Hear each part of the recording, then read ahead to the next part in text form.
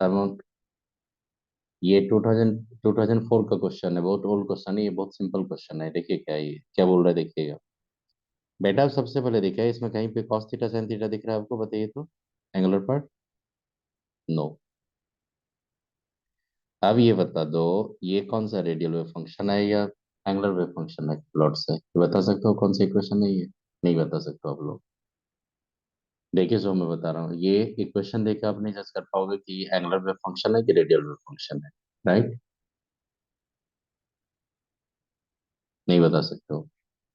लेकिन इसको बताने के टारगेट क्या होता है कि अगर आपको यहाँ पे ऐसे इंफॉर्मेशन दे दिया, ये may be radial node function भी हो सकता है, एंगुलर वेव फंक्शन भी हो सकता है, लेकिन आपको कुछ इन्फॉर्मेशन ही नहीं दिया। आप ये वेव फंक्शन तो ये तो मान सकते हो वेव फंक्शन। बेटा ये बता दो, नोड पे, रेडियल नोड पे वेव फंक्शन का वैल्यू क्या होता है, ये बताओ। उसकी लो होता है। जीरो। बताइए सरमन कि जब रेडियल नोड पे जाएंगे तो वहां पे इलेक्ट्रॉन का पोलराइजेशन क्या होगा, जीरो। तो आप खुद से बताइए यहाँ पे बोल रहा है कि A nought is a Bohr's radius, radial node is 2s orbital at the R nought. अब ये इक्वेशन में आप देखिएगा आप लोग, आर नोट यहाँ पे दिया है कि नहीं, बताइए आप लोग बेटा। आर नोट दिया है यहाँ पे। आर नोट का बोल रहा है कि न्यूक्लियस के डिस्टेंस पे, कहाँ पे, वहां पे न्यूक्लियस के डिस्टेंस पे कितना पे, आर नोट आपके रेडियल नोट्स है। अब बेटा ये बता दो, रेडियल नोट्स और ए नोट आपका बोर्स रेडियस है, ए नोट का वैल्यू कितना होता है, तो पता है आपको, 0.52 Henry, that you know, that is the constant Yes. value. But r naught is also constant, but you have to express the value of r naught in the terms of a naught. Are you getting my point? You have to express the value of r naught in the terms of a naught. We are talking about the distance of the radial node from the nucleus, right? At the radial node wave functions must be zero, radial wave function, बताइए सो। Zero होना चाहिए कि नहीं, आप लोग बताइए, zero होना चाहिए। हाँ। बेटा आप यहाँ से इसका इक्वेशन बनाने के जब जाओगे तो एट रेडियल नोड पे हम लोग बोल सकते हैं, रेडियल नोड पे आप क्या बोल सकते हो जी, नहीं बताइए, Sai 2s must be zero, Yes, sir. बोल सकते हैं। आप बताइए, जब इस साइड में आपका जीरो हो गया तो इधर आपका जो भी इक्वेशन है, जो भी आएगा, वो सब इधर जाएगा तो सब जीरो हो जाएगा। लेकिन सिर्फ two r nought by A nought ही बचा रहेगा कि नहीं, ये बताओ पहले आप लोग।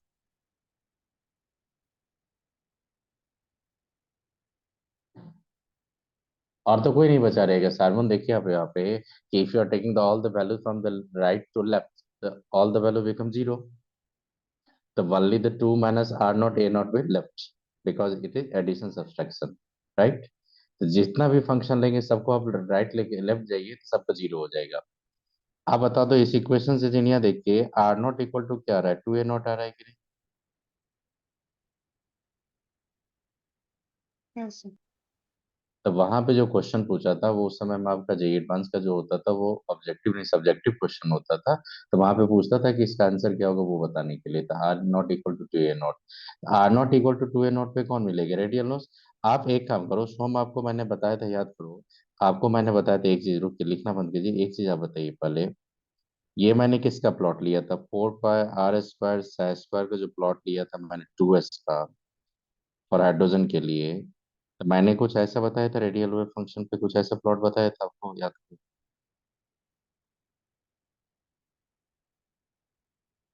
बताया था मैं आपको ये। हाँ सर। अब बेटा ये बताइए आर्यन, ये बताइए, ये जो पॉइंट था आपका, ये जो पॉइंट था यहाँ पे मैक्स, एक फर्स्ट पार्ट था तो ये 0.8 ए नोट बताए थे कि नहीं, आपको याद कीजिए। हाँ सर। और ये पार्ट पे कितना बताए थे, 5.2 ए नोट। और ये क्या था आपका, रेडियल नोट था, तो रेडियल नोट कितना पे था, याद कीजिए, 2 a नोट पे। याद कीजिए, मैं क्लास नोट्स में ही लिख चुका हूँ हाँ कि सर, वेन डिस्टेंस। एवर, हाँ तो कितना पे डिस्टेंस पे, कितना बताइए। अब न्यूक्लियस से कितना डिस्टेंस पे बताइए आप लोग, 2 a नोट पे, रेडियल नोट्स। तो बस आप ये समझो, ये रेडियल वेव फंक्शन का जो प्लॉट था, उसी का प्लॉट का ये इक्वेशन था, वो जो इक्वेशन है रेडियल वेव फंक्शन 2s का ही। आपको मत सोहम, मैं बता रहा हूँ आपको ये समझ में नहीं आएगा, तो मैं एक थ्योरी बताने जा रहा हूँ, थ्योरी के थ्रू मैं कोरिलेट करवाना चाहूंगा, तो थ्योरी बता दूं पहले।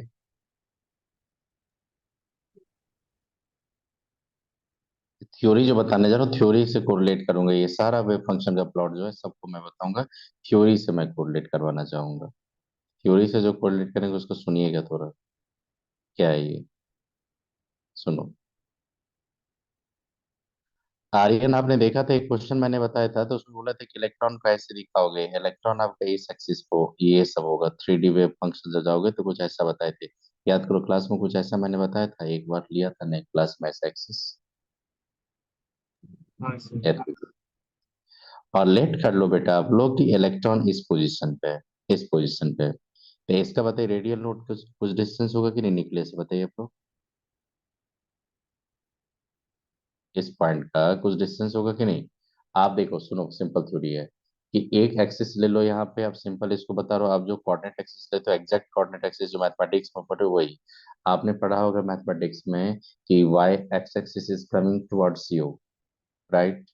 फिर इधर लेंगे आप वाई एक्सिस, ऊपर ले लेंगे आप जेड एक्सिस। ये लेते हैं कि नहीं आप लोग मैथमेटिक्स में, एक्स वाई जेड। सो हम हाँ बताइए सर। यही आपका है कि नहीं मैथमेटिक्स में, जब एग्जैक्ट आपने पढ़े होंगे एक्स वाई जेड लेते हो आप लोग, राइट। इलेक्ट्रॉन का एक पोजीशन जो ले रहा है वो कहाँ पे, स्पेस पे है। आप बताइए तीनों कोऑर्डिनेट एक्सिस पे मैं जाऊंगा, उसको गौर से सुनना है कि उससे वेव फंक्शन का प्लॉट्स को, वेव फंक्शन को आप इजीली जज कर लोगे। आपको लर्न नहीं करना है, क्योंकि क्वेश्चन दिखाऊंगा बहुत सारे क्वेश्चन है, लेकिन आईटी का रिसेंट ईयर का क्वेश्चन दिखाऊंगा, वो आप जज करना समझो उसको कैसे जज करते हैं। तो देखो ये बेटा बता दो, ये डिस्टेंस आपका यहाँ पे मैंने आर लिया, तो न्यूक्लियस से ये कितना डिस्टेंस पे, ये न्यूक्लियस है, न्यूक्लियस से कितना डिस्टेंस पे इलेक्ट्रॉन का वो रीजन है आपका, आर डिस्टेंस पे। अब बेटा क्या करेंगे, ये जो कंपोनेंट्स होगा इसको मैं क्या करूंगा, देखना आप जो बता रहा हूँ, यहाँ से जिनिया देखिएगा, यहाँ से इस पॉइंट से एक मैंने प्लॉट ले लिया यहाँ का, तो ये जो कंपोनेंट होगा, ये जो कंपोनेंट होगा, इस कंपोनेंट को मैं ले लूंगा जेड कंपोनेंट, ये कंपोनेंट को जेड। ऐसा हो सकता है जेड कंपोनेंट पे मैंने कार्टेशियन एक्सिस पे मैंने उसका इंटरसेप्ट लिया, उसको मैंने कितना लिया जेड। ये समझ में ही बात आपको, मतलब यहाँ पे स्पेस में जो इलेक्ट्रॉन्स है उसका मैंने सीधा जेड एक्सिस पे ऐसे लेके चला गया। अब सुनो, इसको मैं यहाँ पे परपेंडिकुलर लेके आया, इस पॉइंट को मैंने यहाँ पे लेके गया, और सोहम देखिएगा इस पॉइंट को यहाँ पे लेके गया मैंने, इस पॉइंट को एक लेके गया यहाँ पे। ये किसका होगा, ये वाई कंपोनेंट होगा, एक्स कंपोनेंट होगा कि नहीं।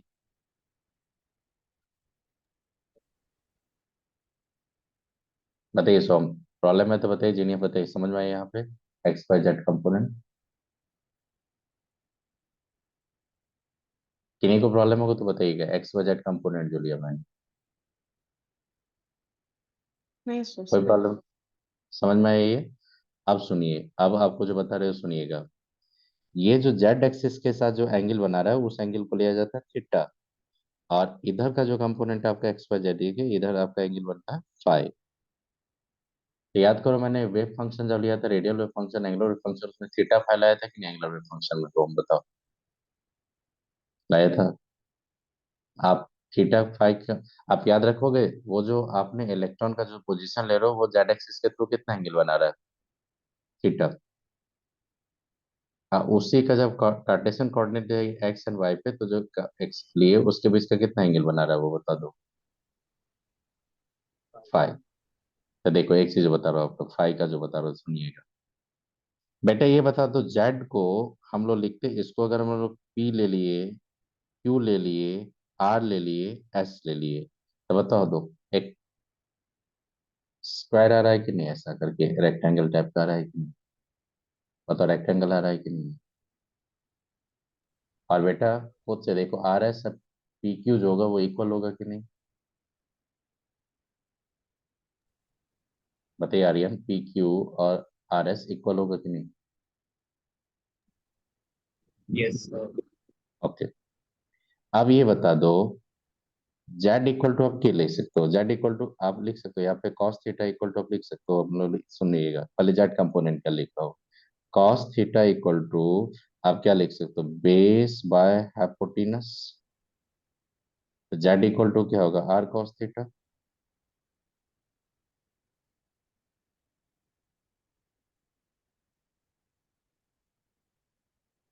ये z equal to r cos theta होगा कि नहीं, ये बताओ पहले आप लोग। हाँ सर। हाँ सर। यहाँ तक कोई प्रॉब्लम नहीं है, किन्हीं को प्रॉब्लम नहीं है, r cos theta z equal to r cos theta. Okay, अब ये बताइए, दूसरा पार्ट जो ले रहा हूँ यहाँ पे देखिएगा आप लोग। दूसरा पार्ट को जो ले रहा हूँ मैं बोल रहा हूँ आर एस का बात बता रहा हूँ, आर एस के बारे में बता रहा हूँ। आर एस कौन सा कंपोनेंट है आपका, क्यूपी के इक्वल होगा कि नहीं, बताओ आप लोग। यस। अरे स्क्वायर ले रहे हैं बेटा, वो देखिए ना, r S equal to QP हो जाएगा कि नहीं आपका, क्यूपी ये पार्ट, ये जो होगा वही तो मैंने लिया था, ये दोनों इक्वल हो सकता है कि नहीं आपका, ये पार्ट। हाँ अरे सर। बेटा उसी को तो नीचे लेके मैंने लिखा कंपोनेंट, तो इक्वल होना चाहिए। आप बताइए, आर एस इक्वल टू अगर जाएंगे तो यहाँ पे आर साइन थीटा हो जाएगा।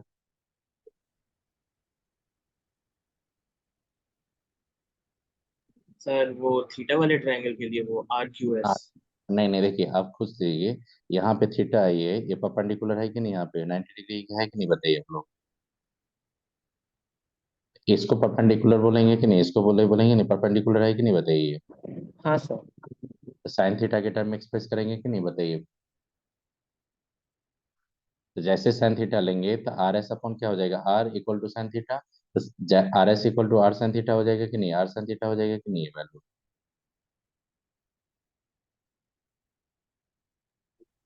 हाँ सर। हाँ। ओके, तो बताइए आर साइन थीटा निकल गया, ये आर साइन थीटा, इसको आप लिख लो यहाँ पे आर साइन थीटा। आप बता दो, ये अगर आर साइन थीटा हो जाएगा, ये फाई है, तो ये पार्ट आप नहीं फाइंड कर सकते हो, जो एक्स है आपका, सॉरी जो एक्स है आपका।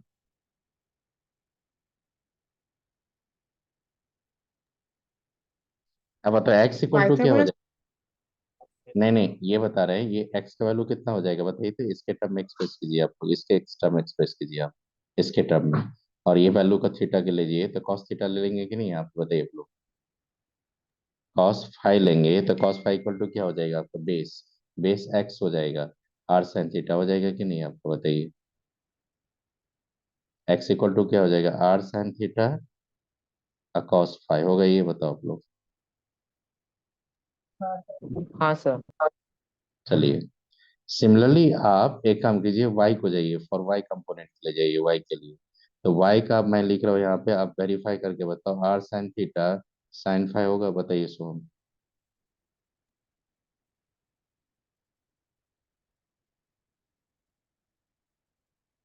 अरे बेटा ये बोल रहा हूँ, ये परपेंडिकुलर लेके जैसे वो बताए, तो साइन थीटा के टर्म में एक्सप्रेशन लो ना, साइन फाई के टर्म में। हाँ सर। यहाँ से हाँ आप सर।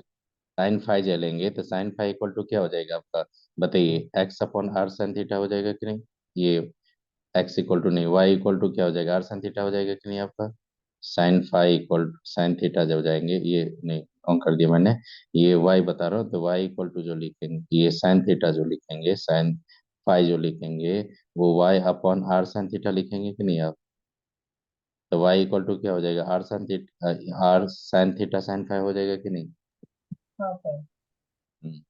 आप बता दो, यहाँ पे एक हाईलाइट जो कर रहा हूँ उस पर थोड़ा फोकस कीजिएगा। आप बताओ, एक्स एक्सिस के अलोंग कौन सा एंगल आ रहा है, साइन थीटा कॉस फाई का। हाँ सर। और वाई एक्सिस की तरफ कौन सा एंगल आ रहा है, साइन थीटा साइन फाई। हाँ। और जेड एक्सिस की तरफ कौन आ रहा है आपका, कॉस। Are cos theta. अब देखो, अब जब हम लोग साई एन एल एम में किसी ऑर्बिटल को रिप्रेजेंट करते हैं हम लोग, तो उसमें क्या होता है, एक होता है एस ऑर्बिटल। बताओ एस ऑर्बिटल क्या होता है, स्फेरिकल सिमेट्रिकल होता है, तो इसमें थीटा और फाई कभी आपको दिखेगा नहीं। इसका मतलब एस ऑर्बिटल का कोई भी ऑर्बिटल वेव फंक्शन देगा, एस ऑर्बिटल को कोई भी वेव फंक्शन का इक्वेशन देगा, उसमें थीटा फाई अगर नहीं होगा, थीटा फाई सब नहीं होगा, तो समझ लो एस ऑर्बिटल नहीं है वो। क्योंकि एस ऑर्बिटल डायरेक्शनल होता है कि non directional, non non directional. Directional. अब पी ऑर्बिटल क्या होता है, डायरेक्शनल। तो इसमें थीटा भी आएगा और फाई का भी एक्सप्रेशन आ सकता है, तो कैसे आएगा, तो देखिएगा, अगर मान लीजिए पीजेड होगा, अगर मान लीजिए पीजेड होगा, तो वहां पे फंक्शन देखिएगा और कॉस थीटा। अगर आपका पी वाई हो जाएगा तो वहां पे फंक्शन देखिएगा आर साइन थीटा और साइन फाई। अगर आप देखोगे पी जेड तो उसका एक्स वन एक फंक्शन देखिएगा, एंगुलर फंक्शन देखिएगा आर साइन थीटा, ये आर साइन क्या लिए थे, r sine theta cos phi. नहीं नहीं, सर वाई वो का, एक्स होगा। एक्स का बता रहा हूँ, r sine theta cos phi. Similarly क्या होगा, डी ऑर्बिटल के लिए जाएंगे बेटा, डी ऑर्बिटल के लिए तो वहां भी थीटा फाई इन्वॉल्व होगा कि नहीं, बताइए आप लोग, इन्वॉल्व होगा। अब बताइए, डी जेड स्क्वायर जब जाएंगे तो इसका कॉस स्क्वायर आ जाएगा वहां पे टर्म। तो जैसे ये एंगल का देखना कि स्क्वायर आ जाएगा, साइन स्क्वायर कॉस स्क्वायर, अगर ये सब टर्म आ जाएगा तो समझ लो डी जेड स्क्वायर सब का बात कर रहा है वो। आई बात समझ में। अब मैं एक एग्जांपल आपको बता दूं, एक दिखा दूं आपको एक क्वेश्चन, उससे पता चलेगा। देखो, देखिए यहाँ पे जो इक्वेशन दिखा रहा हूँ वो देखिएगा, सुनिएगा, अपने आप पता चलेगा आपको, थोड़ा सुनना देखना। ये इक्वेशन नहीं, ये इक्वेशन देखो, ये इक्वेशन कंप्लीट वेव फंक्शन का इक्वेशन है ये। मैं ऑलरेडी लिख चुका हूँ यहाँ पे, क्योंकि पीडीएफ में वहां पे बुक्स भूल गया था इंस्टीट्यूट में, इसलिए यहाँ पे डाउनलोड के मैं नेक्स्ट डे इसको फ्रेश करके मैं भेज दूंगा आपको। आप देखना यहाँ पे सबका कंप्लीट वेव फंक्शन है, मतलब कंप्लीट वेव फंक्शन लिख रहा है कि नहीं, हाइड्रोजन लाइक वेव फंक्शन, ये बताओ आप लोग, बताओ हाँ कंप्लीट सर। वेव फंक्शन में कौन आएगा, आर थीटा फाई आ जाएगा कि नहीं, हम लोग एक्स वाई जेड को हटा के, u equal to r z r upon a nought बोल रहा है कि नहीं आपका, z r equal to a nought लेने के लिए। आप मेरे को ये बता दो, ये 100 जो है ये कौन सा ऑर्बिटल है, 1s ऑर्बिटल है कि नहीं, सो हम बताइए।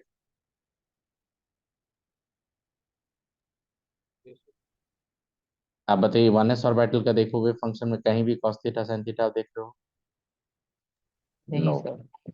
नहीं देख रहे हैं।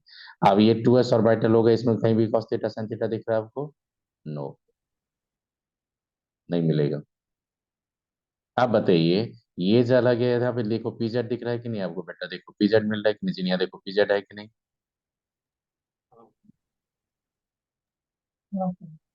देखो यहाँ पे सीधा आर cos थीटा है कि नहीं, देखो पीजेड। हाँ सर।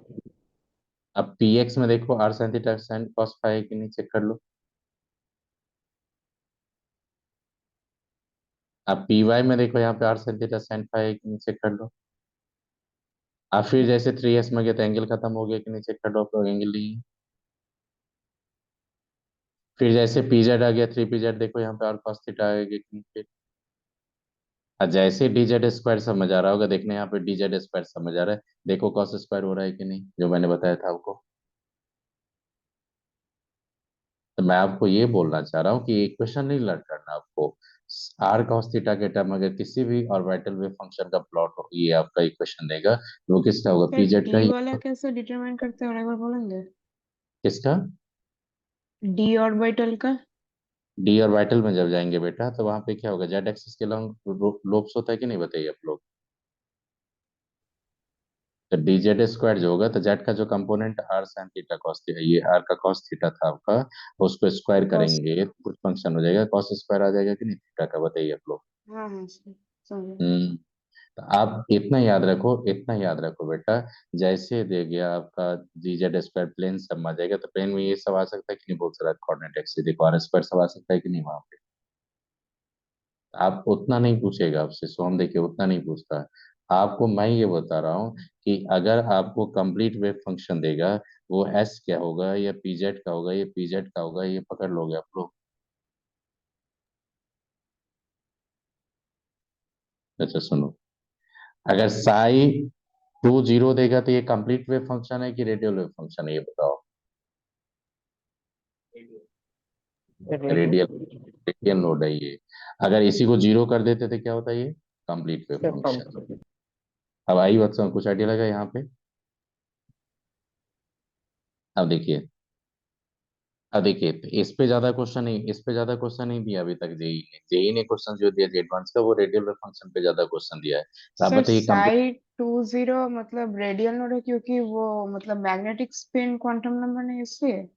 नहीं नहीं, आपको जो बताए थे जब क्लास आपने किए होंगे, तो वहां पे आपको एक चीज मैं रिमाइंड करवा रहा हूँ आपको, कि जब वेव फंक्शन लेते थे एनएलएम आता था, जब हाँ लाए थे हम लोग NL लिए थे तो रेडियल वेव फंक्शन था, और फिर हाँ जब किए थे साई LM कर दिए थे, उसमें थीटा और फाई आया था।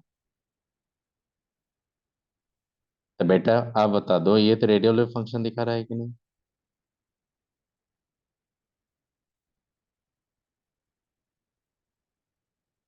ये एंगुलर वेव फंक्शन है कि नहीं?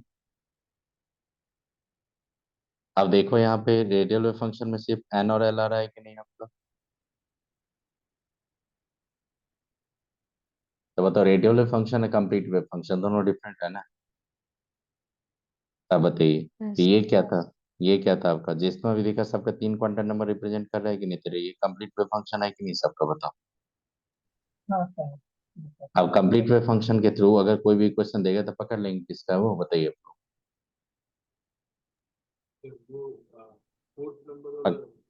21 प्लस माइनस नहीं नहीं नहीं नहीं, फिर से बताइए, थोड़ा साउंड बताइए तो समझ में आ जाएगा। फोर्थ नंबर वाला साइड 21 वो वाला।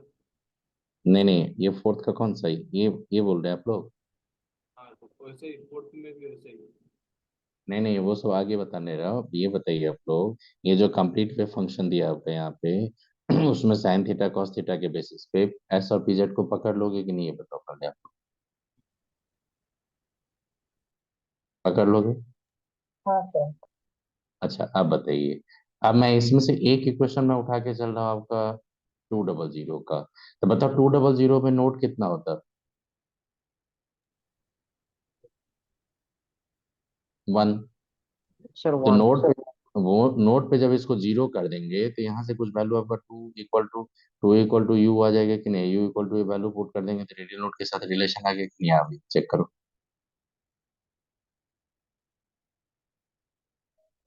समझ मारो या फिर से बता दूं?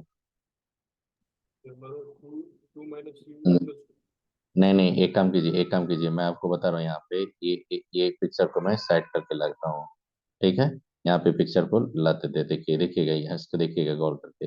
ये किसका वेव फंक्शन है, ये बताइए आप लोग। To S. 2s का। अब बताइए 2s का, यहाँ पे u इक्वल टू क्या लेना है आपको? ZR/Z ए नॉट लेना है आपको। क्लियरली लिखा है कि नहीं आपका, ZR को A0/2R/A0 के लिए?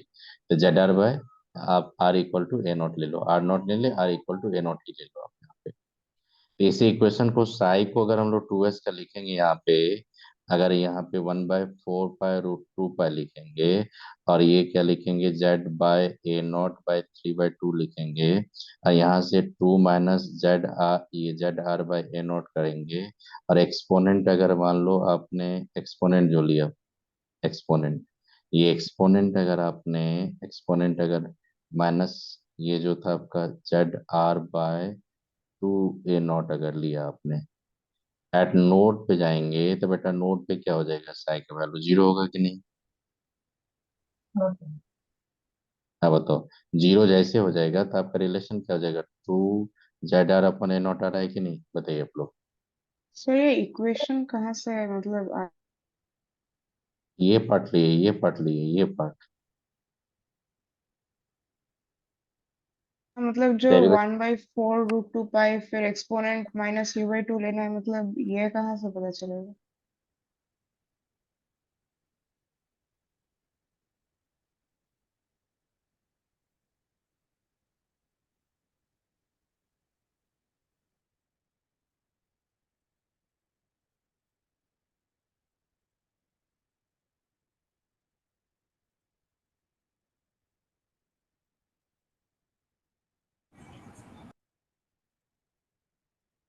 सर आवाज नहीं है। सर सुनाई नहीं दे रहा। सर सुनाई नहीं दे रहा।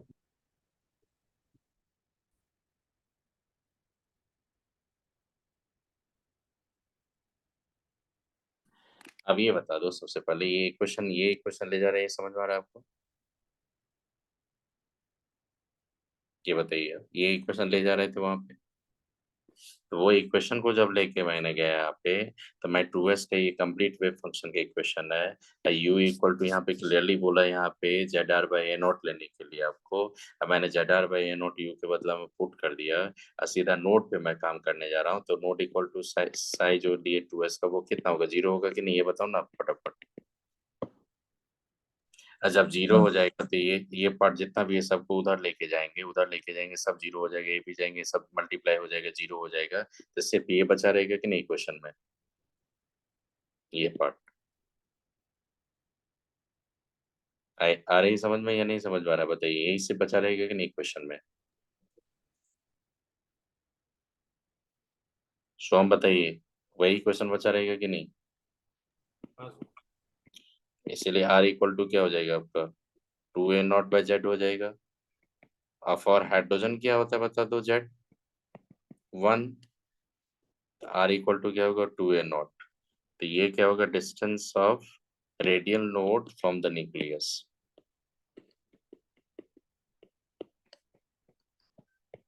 नोड कौन सा, radial node from the nucleus. आप बोलोगे सर रेडियल नोड क्यों लेंगे, एंगुलर नोड क्यों नहीं लेंगे? तो बट आपको पता है 2s में एंगुलर नोड नहीं होता।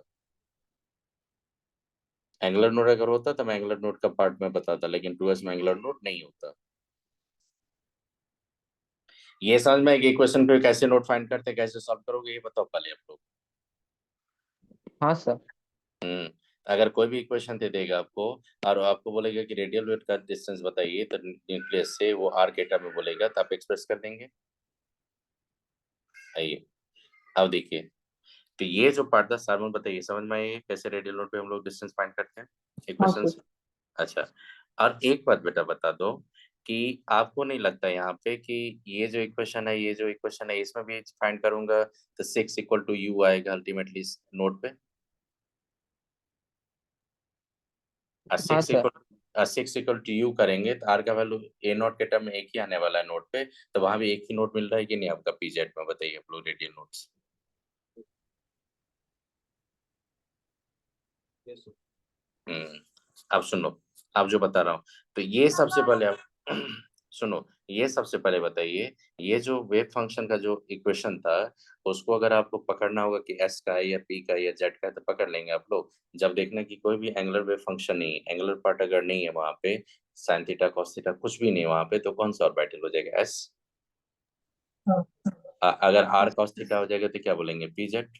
px और R sine theta cos theta आ जाएगा, कॉस फाई आ जाएगा तो Y, px Y sorry X X ले लेंगे, और साइन थीटा साइन पाई आ जाएगा तो y एक्स, py वाई। अब आई बात समझ में?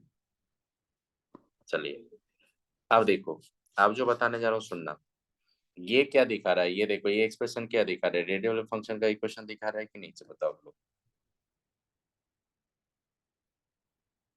हाँ सर। आप बताइए बेटा, रेडियल वेव फंक्शन का जब पार्ट करेंगे तो रेडियल पार्ट में कोई एंगुलर पार्ट नहीं आएगा आपका,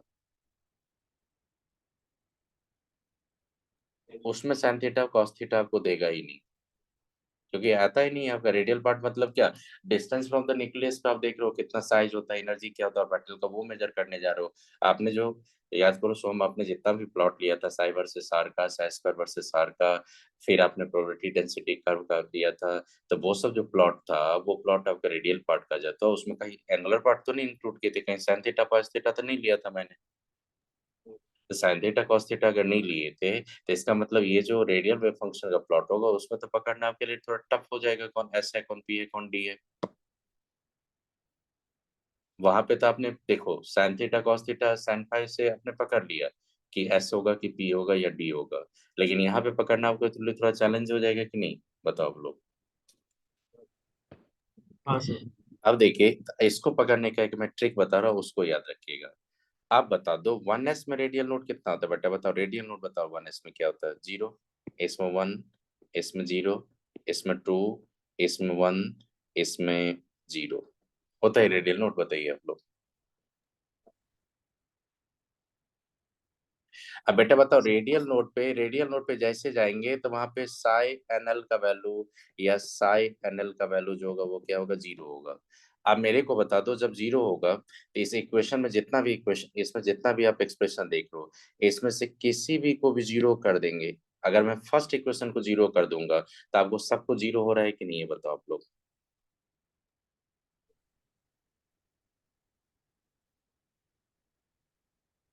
आर्यन हाँ बताइए, सर। अगर हाँ हाँ। किसी को जीरो कर देंगे तो सबको जीरो हो जाएगा कि नहीं वहां पे? हाँ सर। इसका मतलब रेडियल लोड नहीं है। अब खुद से बता दो, अगर रेडियल लोड नहीं आ जाएगा तो वो कौन सा पॉसिबिलिटी होगा, एस का, 1s का। अब एक काम करो, हाँ इस इक्वेशन को अगर डिराइव करने जाएंगे, साइ आर इक्वल टू 0 कर देंगे तो 2 इक्वल टू यू का इक्वेशन आ जाएगा कि नहीं 0 पे। तो ये 2 इक्वल टू यू लेंगे तो Z are by A nought आ जाएगा कि नहीं। हाइड्रोजन के लिए क्या होगा, आर बाई ए नॉट आ जाएगा कि नहीं। तो R equal to 2 A nought का इक्वेशन आ जाएगा कि नहीं नोट पे, बताइए 2s के लिए। मैं जो हाईलाइट करके रखा हूँ, ये हाईलाइट करके रखा वो नोट आपको दिखाएगा। तो बेटा बता दो, ये हाईलाइट करके रखा तो ये तो 1 नोट का इंफॉर्मेशन देगा कि नहीं आपका। और ये जब क्वाड्रेटिक जाओगे तो क्वाड्रेटिक में आपका 2 पॉसिबिलिटी होगा कि नहीं यू का वैल्यू का। अब बेटा बता दो, 2 पॉसिबिलिटी यू का वैल्यू होगा तो 2 पॉसिबिलिटी आ जाएगा कि नहीं रेडियल नोट्स का, बताइए आप लोग, बताइए खुद से। 2 पॉसिबिलिटी है। अब हाँ बताइए, सर। यहाँ पे क्वाड्रेटिक इक्वेशन नहीं है तो यहाँ पे एक ही वैल्यू आने का चांस है कि नहीं, बताइए आप लोग। क्योंकि 6u equal to you square करेंगे तो यू कैंसिल हो जाएगा यहाँ पे, तो 6 इक्वल टू यू आ जाएगा। और u equal to z are by क्या होता है ए नॉट। तो यहाँ भी आर के टर्म में हम लोग लेंगे तो आर इक्वल टू क्या हो जाएगा 3 ए नॉट पे आ जाएगा कि नहीं रेडियल नोट 3s में, बताओ आप लोग 3p में। हाँ सर। तो आप बताइए खुद से, इक्वेशन देख के आप नहीं पकड़ लोगे कि कितना रेडियल नोट होगा उस इक्वेशन में। हाँ सर। अगर एक्सप्रेशन में आपको ये टर्म देगा तो कितना रेडियल नोट लेंगे 1। क्वाड्रेटिक देगा तो कितना लेंगे 2। नॉर्मल इस तरह का देंगे कितना लेंगे 1। इसमें लेंगे तो कितना पॉसिबिलिटी होगा 0। इसमें 0 आ रहा है कि नहीं, बताइए जीनिया 0 आ रहा है कि नहीं इसमें रेडियल नोट्स। हाँ सर। देखो किन्हीं को प्रॉब्लम है, देखिए सर मैं बता रहा हूँ आपको, मैं एक 3D को पकड़ के लेकर आ रहा हूँ, 3D को सुनिएगा। एक एक कन्वर्ट के एक 3D को मैं लेके जा रहा हूँ साइड करके 3D को। अब बताओ 3D में रेडियल लोड कितना लेते हो आप, 0। तो 3D में रेडियल नोड अगर 0 का बात करें, 3D का बात करें हम लोग, तो बेटा एट रेडियल नोड पे जाएंगे, रेडियल नोड का बात करेंगे तो ये जो होगा साई 32 का जो वैल्यू होगा R32 है ये इसी को साई 32 जो बोलेंगे हम लोग, ये वैल्यू क्या होगा 0। जब 0 होगा तो देखो तो यू इक्वल टू क्या होगा 0, सब कुछ तो 0 आ रहा है आपका, मतलब क्या होगा यहाँ पे यू स्क्वायर 0 हो जाएगा, तो यू स्क्वायर तो यू भी तो 0 ही आ जाएगा आपका, नहीं आ जाएगा। U square equal to 0, u equal to 0, u equal to z are by क्या कर सकते हो ए नॉट कर सकते हो ना 0। आर इक्वल टू क्या हो जाएगा ए नॉट। देखो सब कुछ 0 हो रहा है, 0 हो रहा है कि नहीं सब कुछ। आर इक्वल टू क्या हो जाएगा आपका 0। इसका मतलब रेडियल नोट्स आपका कहीं पे है नहीं। तो अब रेडियल नोट कितना बोलेंगे इसमें 0। अब तो लेते ही हो 3D में। सिमिलरली देखो कि इस इक्वेशन को अगर मैं कट करता तो रेडियल नोट कितना आता 1 आ जाता है कि नहीं। और इस इक्वेशन को अगर कट करते तो रेडियल नोट कितना पॉसिबिलिटी था 3 का पॉसिबिलिटी था कि नहीं। तो बेटा हमेशा याद देखना किसी भी ऑर्बिटल के लिए अगर जेड, ये देखो साइन, ये थीटा और फाई का एक्सप्रेशन आप नहीं देखेंगे, थीटा फाई का एक्सप्रेशन नहीं देखेंगे, थीटा फाई नहीं दिखेगा आपको तो समझना कि रेडियल वेव फंक्शन है। और एक्सप्रेशन में अगर थीटा फाई दिखेगा तो समझना वो कंप्लीट वेव फंक्शन है। तो 3D को ग्राफिकली कैसे ड्रॉ करेंगे? 3D का जब ग्राफिकल प्लॉट करेंगे तो आपका जब प्रोबेबिलिटी फंक्शन का अगर प्लॉट करेंगे मान लीजिए साई वर्सेस लेंगे, साई लेंगे अब यहाँ पे 3 2 था ये, अगर ये प्लॉट लेंगे रेडियल फंक्शन का तो आपका ऐसा हो जाएगा, रेडियल कितना लेंगे 0, तो यहाँ पे ऐसे ही आ जाएगा आपका। अच्छा देखो बस। 3D, देखिए 3D का 2p का 1s का सबका प्लॉट आपको जब देखेंगे तो 1s हटा दो, लेकिन आपको देखो यहाँ पे 3p 3D और 4f ये जितना भी ऑर्बिटल है सबका प्लॉट आपको एक ही जैसा मिलेगा, लेकिन सबका radius of maximum probability change हो जाता है। शेप काइंड ऑफ ग्राफ का सेम होता है। अब बताइए समझ में आ गया यहाँ पे, कुछ आइडिया लगा यहाँ पे आप लोगों को। सर बताइए। तो रेडियल नोट होगा तो आर का वैल्यू 0 रखकर सॉल्व करें। नहीं फिर से बताइए क्या बोले आपने। सर रेडियल नोट होगा तो हम आर का वैल्यू 0 रखकर सॉल्व करेंगे। नहीं रेडियल नोट का वैल्यू जब लेंगे, रेडियल नोट का बात जब जब करेंगे तो रेडियल नोट पे इसको वैल्यू को, रेडियल नोट का जब बात करेंगे तो ये जो वैल्यू होगा इसको क्या करना है, इसको जीरो कर देना है। और जीरो करने के बाद यू के टर्म में एक्सप्रेशन लेना है। अगर यू भी जीरो हो गया तो रेडियल नोट जीरो। अगर यू का वैल्यू आर के टर्म में कुछ यू आर, यू का क्या है, यू जो था यहाँ पे, यू तो बोल ही रहा है आपका, यू इक्वल टू कितना लेना, z r by a nought. अब यू को रिप्लेस कर दो z are by A nought से। अब वहां से आर और ए नॉट के बीच में रिलेशन लाना आपको। वही डिस्टेंस आपको बोलेगा, वही डिस्टेंस बोलेगा आपका रेडियल नोट्स का। आप खुद से देखो, यहाँ पे यू स्क्वायर करेंगे तो वो भी जीरो आ रहा है, तो यू जीरो ही आ रहा है। तो आप बता दो आर और ए नॉट के बीच में रिलेशन यहाँ पे बता पाओगे? नो, इसका मतलब रेडियल नोट नहीं है इसका। आई बात समझ में? आई बात समझ में क्या बोल रहा हूँ मैं? कि ये जो यू आर बाई जेड बोल रहा है डिस्टेंस फ्रॉम द न्यूक्लियस के साथ होता है ये। आर जो होता है ये डिस्टेंस ऑफ रेडियल नोड होता है, ये distance of radial node from the nucleus, वो दिखाता है वो। तो न्यूक्लियस से वो डिस्टेंस का जो नोड होता है वो डिस्टेंस, अगर वो पकड़ लेंगे तो अपनी पकड़ लेंगे कहाँ पे आपका रेडियल नोड होगा, कितना डिस्टेंस पे बताइए। अब हाँ बता सर। बेटा, आप 3p में बता दोगे कितना डिस्टेंस पे रेडियल नोड्स होगा ए नोट के टर्म में?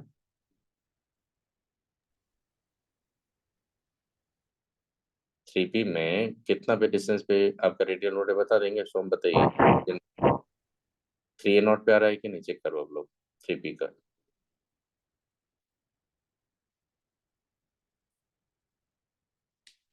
3p का कितना है चेक कर लो आप। जेड इक्वल टू 1 ले लेंगे हाइड्रोजन के लिए, हाइड्रोजन के लिए बता रहा हूँ आप।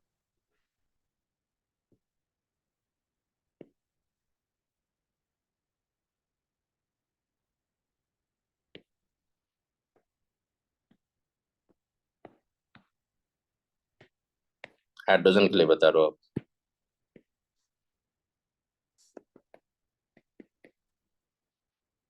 सर यू का वैल्यू क्या था? यू का वैल्यू था आपका z r by a not.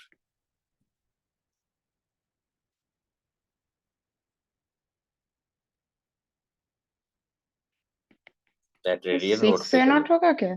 हाँ 6a नोट आ जाएगा। रेडियल नोट पे जब जाएंगे तो R30 का वैल्यू कितना होगा, जीरो। और जीरो जैसे करेंगे तो आपका क्या हो जाएगा यहाँ पे zero, 6u minus you square. आप बताइए यहाँ पे u इक्वल टू क्या हो जाएगा, 6। यू का वैल्यू जब चेंज करेंगे तो क्या होगा, R by A not into क्या हो जाएगा, 6। तो R इक्वल टू क्या होगा, 6a नॉट। अब इस टाइप का क्वेश्चन अगर कहीं पूछेगा तो बता दोगे आप लोग? हाँ सर। रेडियल डिस्टेंस पे कितना पे आपका आपका रेडियल नोट आएगा वो बता देंगे आप लोग। तो आप बताइए एक्सप्रेशन को पकड़ लेंगे आप लोग, कितना रेडियल नोट होगा कर लेंगे। अब देखो, तो ये मैंने radial wave function, angular wave function का कुछ मैंने प्लॉट दिखाया। अब यहाँ पे आओ कुछ क्वेश्चन का पार्ट्स पे। क्वेश्चन के पार्ट पे मैं एक जो क्वेश्चन दिखाने जा रहा हूँ उसको थोड़ा देखना आप लोग। ये क्वेश्चन जो था, ये क्वेश्चन देखो, यहाँ पे पीवाईक्यू का कुछ क्वेश्चन है। ये क्वेश्चन करो आप वाले, उसके बाद मैं चलूंगा आगे। उसके बाद मैं कुछ थ्योरी और बताऊंगा आपको। मतलब साई का मतलब क्या होता है, एनर्जी स्टेट्स होता है कि नहीं, wave function of corresponding energy states.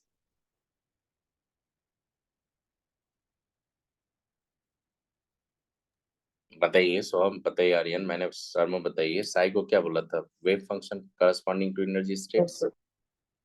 Because the psi contain the all the information about the electron.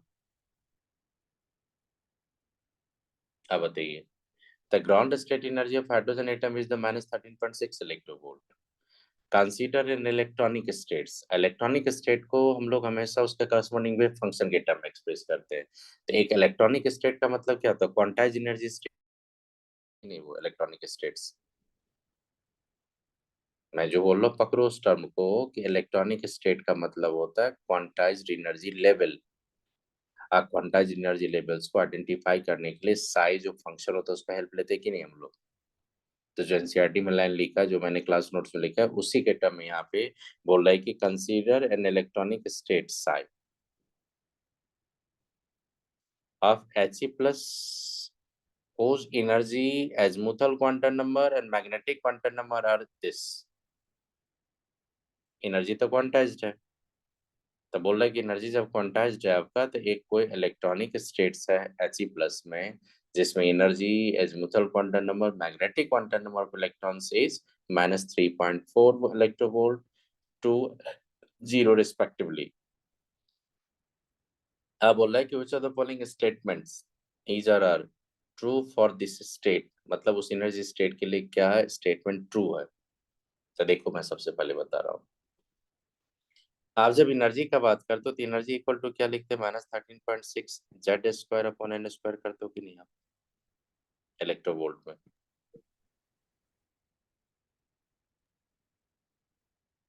हाँ सर। करते हैं। आप बताइए यहाँ पे 3.4 का वैल्यू जब देंगे यहाँ पे तो 13.6 हो जाएगा, और जेड स्क्वायर का वैल्यू कितना होगा 2 स्क्वायर।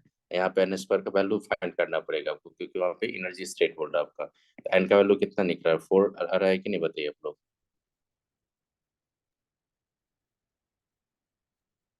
अरे बेटा 1/4 इधर आ रहा है, ये 4 आ रहा है, तो 4 का स्क्वायर रूट लेंगे जैसे 16 का, तो वो 4 आ जाएगा। हाँ सर। अच्छा 4 आ गया। आप बताओ फोर्थ ऑर्बिट का बाद एन इक्वल टू 4 हो गया, एल का वैल्यू कितना होगा 0 1 2 3। आप बताओ कौन सा एल का वैल्यू मेरे को बोल रहा है यहाँ पे 2 पकड़ने के लिए, तो 2 पकड़ेंगे इसका मतलब 4D हो गई है। जो एनर्जी स्टेट बोल रहा हो तो 4D निकल के आ गया आपका, क्योंकि बेटा जब एजिमुथल क्वांटम नंबर देगा मैग्नेटिक क्वांटम नंबर देगा और आप सबसेल पे जाएंगे और बैटल का बात करेंगे तो 4D हो जाएगा कि नहीं ये? हाँ सर। चलिए 4D हो गया। आप बताइए 4D स्टेट में एंगुलर नोड 2 होता है कि नहीं? रेडियल हाँ लोड सर। कितना होता है, रेडियल लोड कितना होता है 1। वन। तो बताइए ये पॉसिबिलिटी देखो, अब ये भी पॉसिबिलिटी है ये भी पॉसिबल है, लेकिन ये रॉन्ग हो जाएगा कि नहीं आपका? क्योंकि हाँ 4D सर। जब जाएंगे तो 4D में आपका एंगुलर नोड जब जाएंगे तो एल इक्वल टू कितना हो जाएगा 2, और रेडियल नोड जाएंगे तो क्या होगा n-l-1। तो देखो यहाँ पे 4 माइनस क्या लेंगे आप 2 - 1 तो कितना हो जाएगा 1। तो बता दो रेडियल नोड तो बोल रहा है वो 3, जो कि रॉन्ग है। अब बता दो वहां पे बोल रहा है कि nuclear charge experience bye electron in this state, बोल रहा है कि nuclear charge experience by this electron in this state is less then the 2 electron. तो मैंने एक स्क्रीनिंग इफेक्ट पढ़ाया था, याद करो पढ़ाया था स्क्रीनिंग इफेक्ट। हाँ और सर। सिंगल इलेक्ट्रॉन जब जाते हैं तो वहां पे इंटर इलेक्ट्रॉन रिपल्सन तो नहीं होगा। जब He+ का बात कर रहे हैं तो He+ का बात करेंगे तो न्यूक्लियस में कितना चार्ज होता है बेटा +2 है, इसमें तो एक ही इलेक्ट्रॉन्स है। तो ये जो इलेक्ट्रॉन होगा वो फुल न्यूक्लियर अट्रैक्शन फील करेगा कि नहीं, ये बताइए आप लोग। यहाँ पे तो रिपल्सन नहीं होगा, ये तो 1 इलेक्ट्रॉन सिस्टम है। लेकिन आप बता दो हीलियम को अगर +2 मिलेंगे और यहाँ पे तो 2 इलेक्ट्रॉन्स है, आप बेटा बता दो ये एक इलेक्ट्रॉन दूसरे इलेक्ट्रॉन को क्या करेगा, ये तो अट्रैक्ट करेगा लेकिन साइमल्टेनियसली ये रिपेल करेगा कि नहीं, आप बताओ। इसका मतलब ये जो इलेक्ट्रॉन होगा इसमें जेड इफेक्टिव जो होगा वो क्या होगा 2 - सिग्मा आ जाएगा। और यहाँ पे सिग्मा का वैल्यू जो होता है 0.30 होता है, तो ये क्या 1.70 आ जाएगा, वो मैं कैलकुलेशन बता रहा हूँ अभी थोड़ा देर में। आप बताइए वो सिग्मा का वैल्यू कैसे ले 0.3, वो मैं बताऊंगा अभी थोड़ा देर में बता रहा हूँ उस टॉपिक को। अब ये बताइए आपको जो क्वेश्चन बोल रहा है यहाँ पे कि nuclear charge experience bye electron in this state, मतलब He+ में बोल रहा है कि जो इलेक्ट्रॉन आपका है वो न्यूक्लियर चार्ज जो इलेक्ट्रॉन का एक्सपीरियंस कर रहा है वो इन दिस स्टेट्स, मान लो experience electron in this state, तो मान लो ये n=4 था, ये मान लो n=4 का बात कर रहा हूँ मैं। फिर बोल रहा है ये n=4 का बात कर रहा हूँ तो n=4 नहीं लिखता हूँ, लेकिन आपको बोल रहा है कि पर्टिकुलर स्टेट में इलेक्ट्रॉन्स है। तो बोल रहा है कि electron nuclear charge experience by this electron in this state is less than 2 electron, where electron is the magnitude of the electronic charge, वो इलेक्ट्रॉन का मैग्नीट्यूड चार्ज ले लिया। आप बता दो सिंगल इलेक्ट्रॉन सिस्टम में electron will experience the full nuclear charge, पूरा positive charge का एक्सपीरियंस मिलेगा उसको। लेकिन जब 2 इलेक्ट्रॉन लाएंगे बेटा तो 2 इलेक्ट्रॉन में क्या होगा इंटर इलेक्ट्रॉन रिपल्सन होगा, तो बेटा रिपल्सन के चलते उसमें न्यूक्लियर अट्रैक्शन वीक हो जाएगा कि नहीं, बताओ आप लोग। तो आपको क्या लगता है फुल न्यूक्लियर चार्ज का इम्पैक्ट उस इलेक्ट्रॉन पे जाएगा अगर 2 इलेक्ट्रॉन ले लेंगे तो? नो नहीं सर। सर। नहीं, क्योंकि रिपल्सन होगा ना वहाँ पे। बताइए आप लोग। तो आप बताइए, अगर इस पे हम लोग इम्पैक्ट लेंगे यहाँ पे +2 का, इस पे, तो इस पे कितना का आ रहा है बताइए? 1.7 का। तो बताइए स्टेटमेंट रॉन्ग हो गया कि नहीं? बताइए आप लोग। सर मतलब एक चीज समझ नहीं आया, मतलब यहाँ पे एक इलेक्ट्रॉन को लेकर वर्क करना है या फिर दो इलेक्ट्रॉन को? यहाँ पे सीधा बोल रहा है आपको कि न्यूक्लियर चार्ज तो चेंज नहीं होगा। न्यूक्लियर चार्ज कितना होगा? +2 यूनिट। हम्म। और आपका बोल रहा है कि इन this state electron is in this state, nuclear charge experience bye electron in this state. मतलब बोल रहा है कि जब आपका सिंगल इलेक्ट्रॉन सिस्टम है, जब He+ है, तो बोल रहा है कि इस स्टेट में ये जो इलेक्ट्रॉन है, electron will experience the nuclear charge of less nuclear charge. लेकिन ये न्यूक्लियर चार्ज कितना एक्सपीरियंस कर रहा है? +2। लेकिन जब हम्म। दो इलेक्ट्रॉन होता है तो न्यूक्लियर चार्ज के एक्सपीरियंस कर रहा है 1.7। तो अब दो इलेक्ट्रॉन में तो आपका लेस हो गया, जबकि ये बोल रहा है कि नहीं उसमें लेस होगा। तो रॉन्ग हो जाएगा कि नहीं? अच्छा, हाँ हाँ। अब आई बात समझ में? तब बता दो। अगर शेलिंग इफेक्ट का कैलकुलेशन नहीं भी मेरे को आता, नहीं भी आप जानते, तभी भी ये क्वेश्चन कर सकते कि नहीं? आप बताइए सो। बताइए आर्यन, बताइए, अगर इलेक्ट्रॉन का इंटर इलेक्ट्रॉन रिपल्सन मेरे को नहीं भी पता रहता, ये पता रहता है, रिपल्सन पता रहता, लेकिन अगर कैलकुलेशन नहीं भी आएगा मेरे को, तो ये तो पता चल रहा है ना कि मल्टी इलेक्ट्रॉन में रिपल्सन क्या होगा, होने के चलते न्यूक्लियर अट्रैक्शन लेस हो जाता है। तो उसके बेसिस पे जाएंगे, तो उसके बेसिस पे क्या हो जाएगा? ऑप्शन डी रॉन्ग या राइट होगा? ये बताओ आप लोग।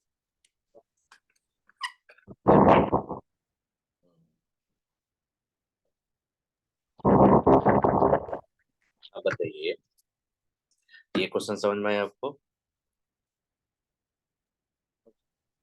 हाँ बताइए, सर। क्वेश्चन समझ हाँ में सर। आया? ये पूछा था आईआईटी जेई एडवांस का क्वेश्चन था आपका, एडवांस का क्वेश्चन था ये आपका, 2019 का पेपर 2 का था ये।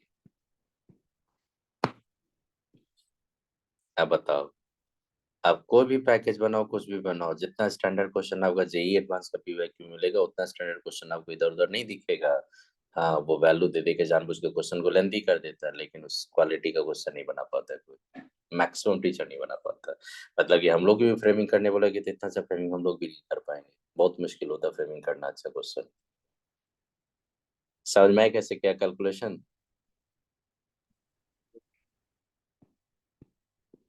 देखो, मतलब वो सिग्मा का वैल्यू कहाँ से आया? वो बता रहा हूँ, वो थोड़ा देर में बता रहा हूँ। वो क्वेश्चन क्लास को प्रोग्रेसिव करेंगे तो वो बताएंगे, वो स्लाइडर जरूर होता है, बता रहा हूँ वो। अब ये बताइए, सबसे पहले ये देखिए, ये क्वेश्चन दिखाने के लिए सबसे पहले एक क्वेश्चन और ला रहा हूँ मैं आपको। देखिएगा, ये क्वेश्चन दिख रहा है आप लोगों को? ये क्वेश्चन दिख रहा है आप लोगों को? बताइएगा। हाँ। हम्म। तो इसमें जो क्वेश्चन है यहाँ पे, ये जो क्वेश्चन दिखा रहा हो, तो मैं इसको थोड़ा कवर कर देता हूँ। ये जो है, इसको थोड़ा देखिएगा गौर करके ये क्वेश्चन को। बेटा, ये सब क्वेश्चन बनाने के लिए मैंने पहले ही बता दिया, कॉन्सेप्ट में पूरा क्लैरिटी होना चाहिए। कॉन्सेप्ट में क्लैरिटी नहीं होगा ना, तब नहीं बता पाओगे यहाँ पे क्वेश्चन सब। ऐसे नहीं आई को करोड़ों का पैकेज आता है, बहुत एनालिटिकल अप्रोच लेना पड़ता है क्वेश्चन बनाने में। देखिए क्वेश्चन क्या दिया, consider the Bohr's models of one electron atom where the electron move around the nucleus in the following list. List one contain the some quantities for nth orbit of atom. List two contain the option, contain the showing how they depend। मतलब कि radius of orbit है, angular momentum electron है, kinetic energy of electron है, potential energy of electron है, ये N से कैसे depend होता है वो आपको शो कर रहा है लिस्ट टू में। अब उसके थ्रू आपको सेलेक्ट करना है। मतलब वन के साथ कौन करेगा? क्यू आएगा, कि वन के साथ पी आएगा, कि वन के साथ टी आएगा। तो बेटा आपको फॉर्मूला तो पता है, आपको फॉर्मूला पता है, रेडियस का जब फॉर्मूला लेते तो आर इक्वल टू क्या लेते हैं? A0 × n² लेते हो कि नहीं आर्यन? हाँ सर। तो n = n² लेंगे बेटा यहाँ पे। तो ये r का सम किसके साथ रिलेशन है? n² के साथ।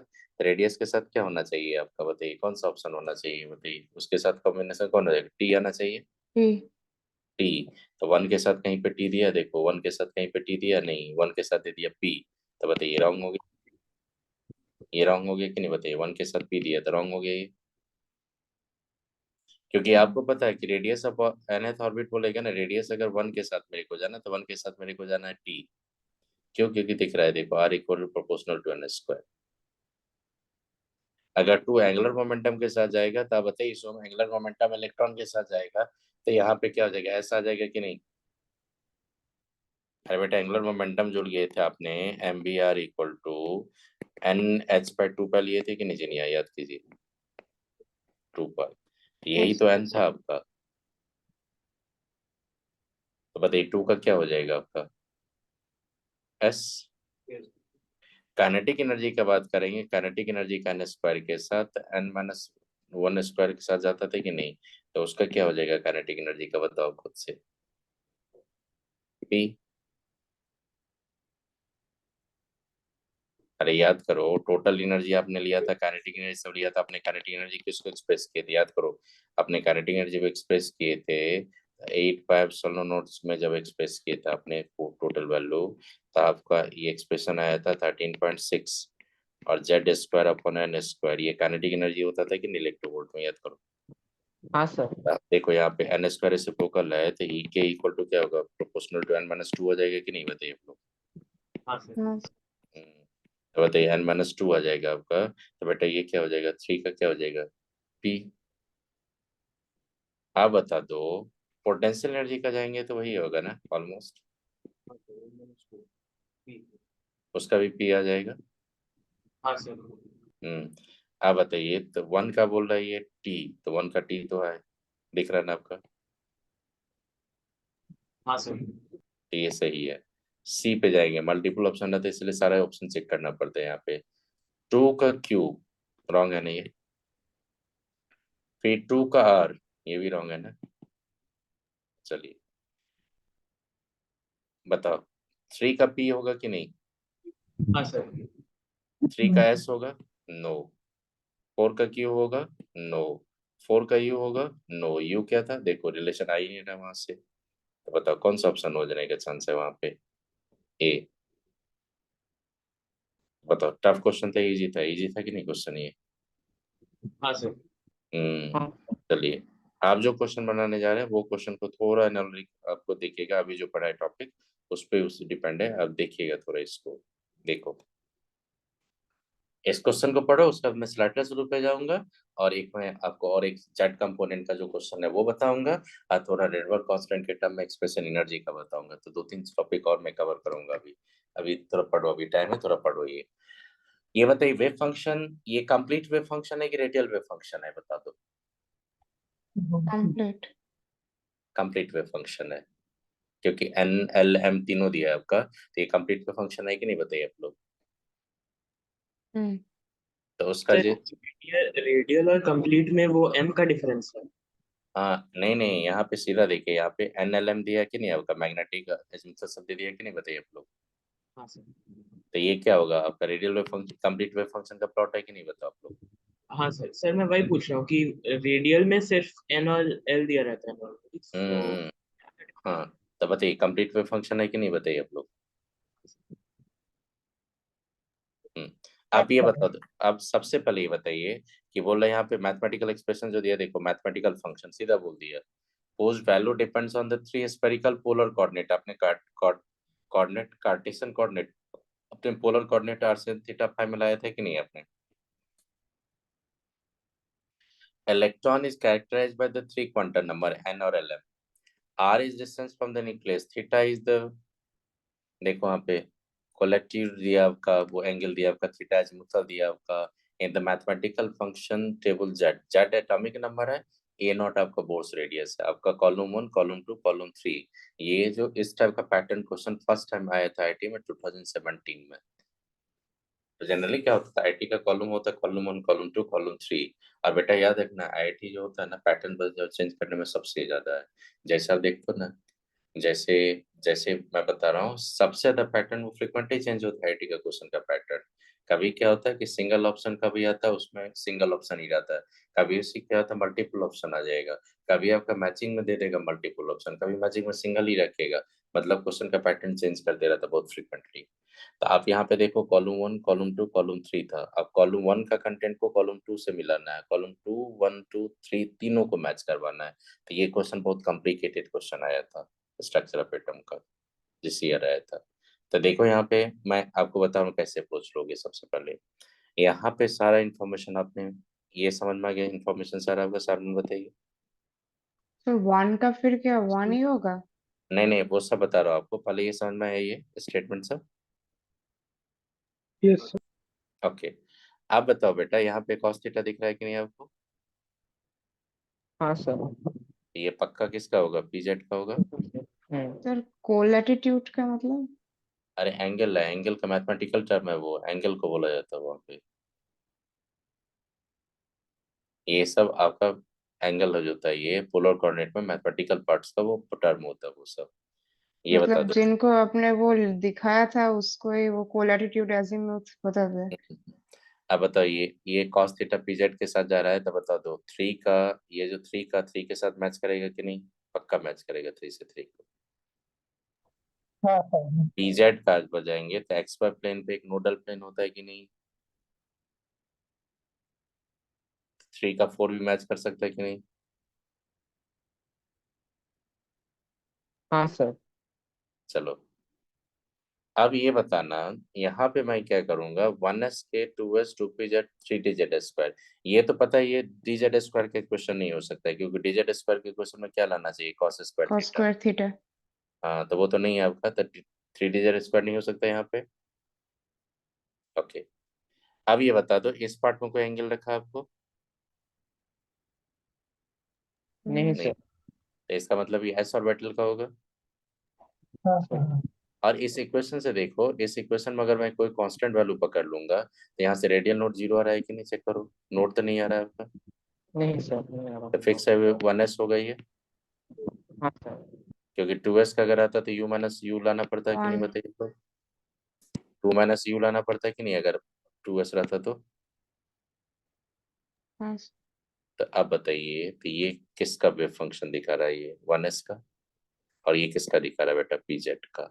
अब बताओ, इक्वेशन पकड़ना कुछ आइडिया लगा आपको कैसे पकड़े?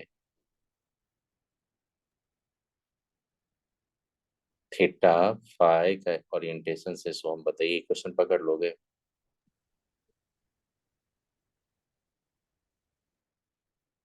आपने पूरा बताओ, मैं तो बता रहा हूँ, आर्यन बताइए, इक्वेशन पकड़ लोगे कि नहीं पकड़ पाओगे? अरे शोम कहाँ चले गए? बताइए, समझ में आया ये इक्वेशन जो पकड़े? हम्म, आप बताओ आगे का कैलकुलेशन देखिए, इसमें थोड़ा प्रैक्टिस करना पड़ेगा आप लोगों को। इस टाइप का क्वेश्चन और भी मैं दिखाऊंगा आपको, प्रैक्टिस करना पड़ेगा। सबसे पहले बता दो, 1s के लिए 1 अगर लेंगे कॉलम 2 से, और तो कोई नहीं ले सकते कॉलम 2 से। चेक करो, कॉलम 2 से और कुछ नहीं आएगा 1 के लिए। देखो 1s में तो रेडियल नोड नहीं होता, तो 1s के लिए कॉलम 2 से, कॉलम 1 का 1s के लिए सिर्फ हम लोग क्या लेते हैं? अगर मैं बताऊंगा 1 के लिए, तो इसके 1 के लिए हम लोग 1 ले सकते हैं।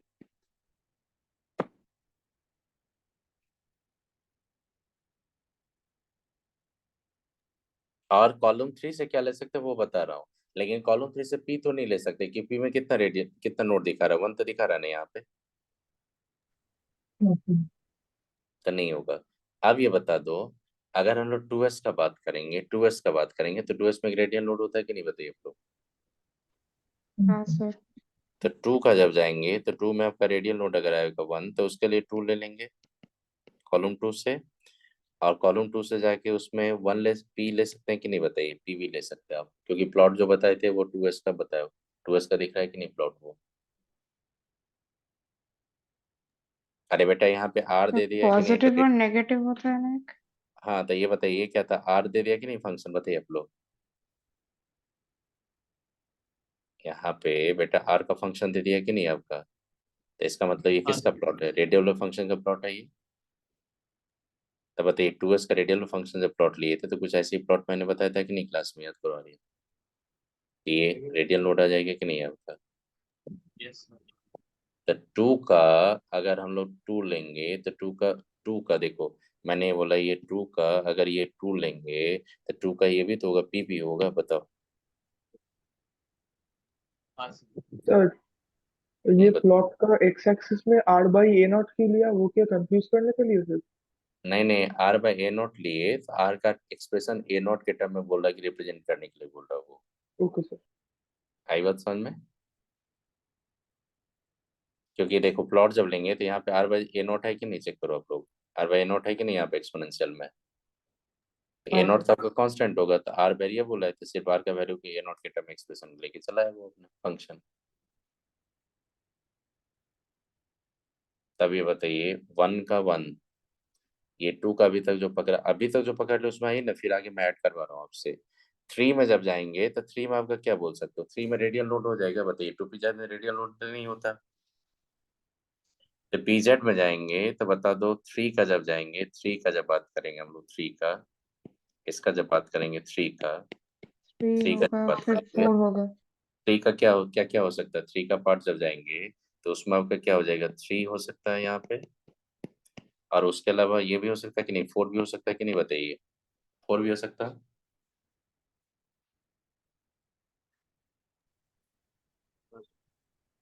क्यों नहीं होगा 4, बताइए, क्योंकि एक्सट्रा प्लेन पे तो नोडल प्लेन होता ही पीजेड का। अरे बेटा नोडल प्लेन बताए थे, जेड का होता है तो एक्सट्रा प्लेन पे नोडल प्लेन, याद करो। हाँ सर हाँ सिर्फ सर। होगा। तो जैसे पीजेड लेते थे हम लोग, तो पीजेड में एक नोडल प्लेन इस तरह का आता था कि नहीं, याद कीजिए आप लोग, इस तरह से पीजेड में आता था कि नहीं नोडल प्लेन, याद करो। ये अगर पीजेड लेंगे, जेड लेंगे आप, तो एक्सट्रा प्लेन नोडल प्लेन होता है कि नहीं, extra plane nodal plane, sir. बताइए। तो 4 भी हो सकता है उसका, 3 का 4 भी हो सकता है। लेकिन आप खुद से सोचो, इसके लिए ये नहीं ले सकते, ये नहीं ले सकते, ये नहीं ले सकते, ये तो ले लिया आपने, और ये नहीं, हाँ ये भी ले सकते हैं, ये भी ले सकते हैं, मतलब ये दोनों तो साइड कर दो उसके लिए। बेटा डीजेड स्क्वायर का जब बात करेंगे, डीजेड स्क्वायर का, तो इसके लिए कौन सा हो सकता है आपका?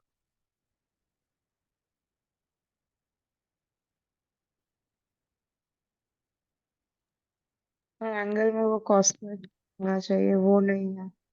नहीं नहीं, कॉस कॉस स्क्वायर थीटा है कि नहीं यहाँ पे, बताइए आप लोग। रेडियल नोट कितना होता है इसमें, 0 होता है कि नहीं, बताइए आप लोग। हाँ हम्म। तो 4 के साथ जब जाएंगे, 4 के साथ जब जाएंगे तो 4 में कोई भी अप्रोप्रिएटिस के साथ मैच कर रहा है, नहीं। अगर लेंगे तो एक आ सकता है आपका, अगर आ भी सकता है तो 3 आ सकता है, लेकिन और कोई चांस नहीं हो सकता। 1 तो नहीं चला जाएगा, 2 तो चला ही जाएगा आपका, 3 तो चला ही जाएगा आपका, 3 का ही हो सकता है, और 4 का तो होगा ही नहीं। 4 तो कभी होगा ही नहीं नोडल प्लेन, क्योंकि डिजिटल स्क्वायर में नोडल प्लेन होता ही नहीं है। तो एक ही चांस में रख रहा हूँ 3 का, इसमें थोड़ा पॉसिबिलिटी, क्योंकि आप यहाँ पे देखो इक्वेशन जो बताया था, उस इक्वेशन में देखो आप यहाँ पे देखो, इक्वेशन से एक चीज देखो यहाँ पे, किसका बात कर रहे थे, 3 डिजिट स्क्वायर का बात कर रहे थे ना। तो 3 डिजिट स्क्वायर के यहाँ पे देखो आपका, 3 डिजिट स्क्वायर में कॉस स्क्वायर थीटा माइनस आ रहा है कि नहीं बेटा, यहाँ पे देखो तो। मतलब सर ऐसा भी कोई ऑप्शन हो सकता है, मतलब जहाँ पे किसी का मतलब कॉलम से मैच ना हो। नहीं नहीं, पहले ये बताइए, जो अभी जो अंडरलाइन ये जो कि ये समझ में आ रहा है कि नहीं, ये किसका है आपका, 3 डिजिट स्क्वायर का है कि नहीं, बताइए आप लोग।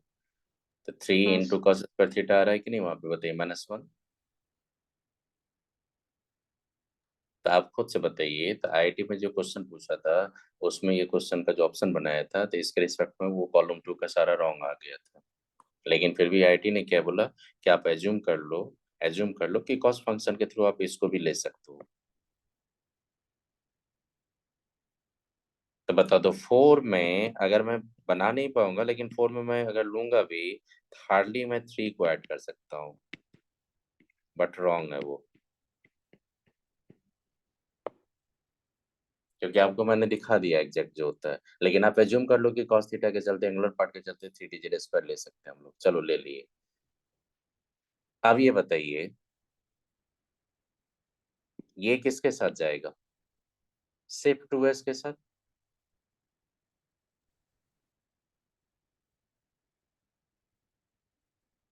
या और किसी के साथ? नहीं। आप बताइए प्रोबेबिलिटी डेंसिटी एट न्यूक्लियस 1/क्यूब, ये बोल रहा है प्रोबेबिलिटी डेंसिटी, ये किसके लिए होता है, एस के लिए होता है कि पी के लिए होता है या डी के लिए होता है, किसके लिए होता है?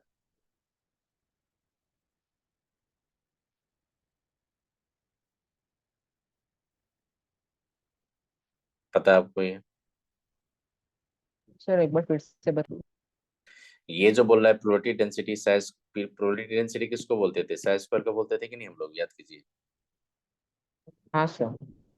तो साइज स्क्वायर का वैल्यू जब फाइंड करेंगे हम लोग, जब इसका साइज स्क्वायर का वैल्यू हम लोग लेंगे, इसका साइज स्क्वायर अगर कर देंगे एनएलएम को यहाँ पे, तो आपका जो प्रोपोर्शनल लेंगे तो जेड बाई ए नॉट लेंगे, तो ये कितना हो जाएगा? स्क्वायर जब कर देंगे तो ये क्या आ जाएगा? 3 आ जाएगा।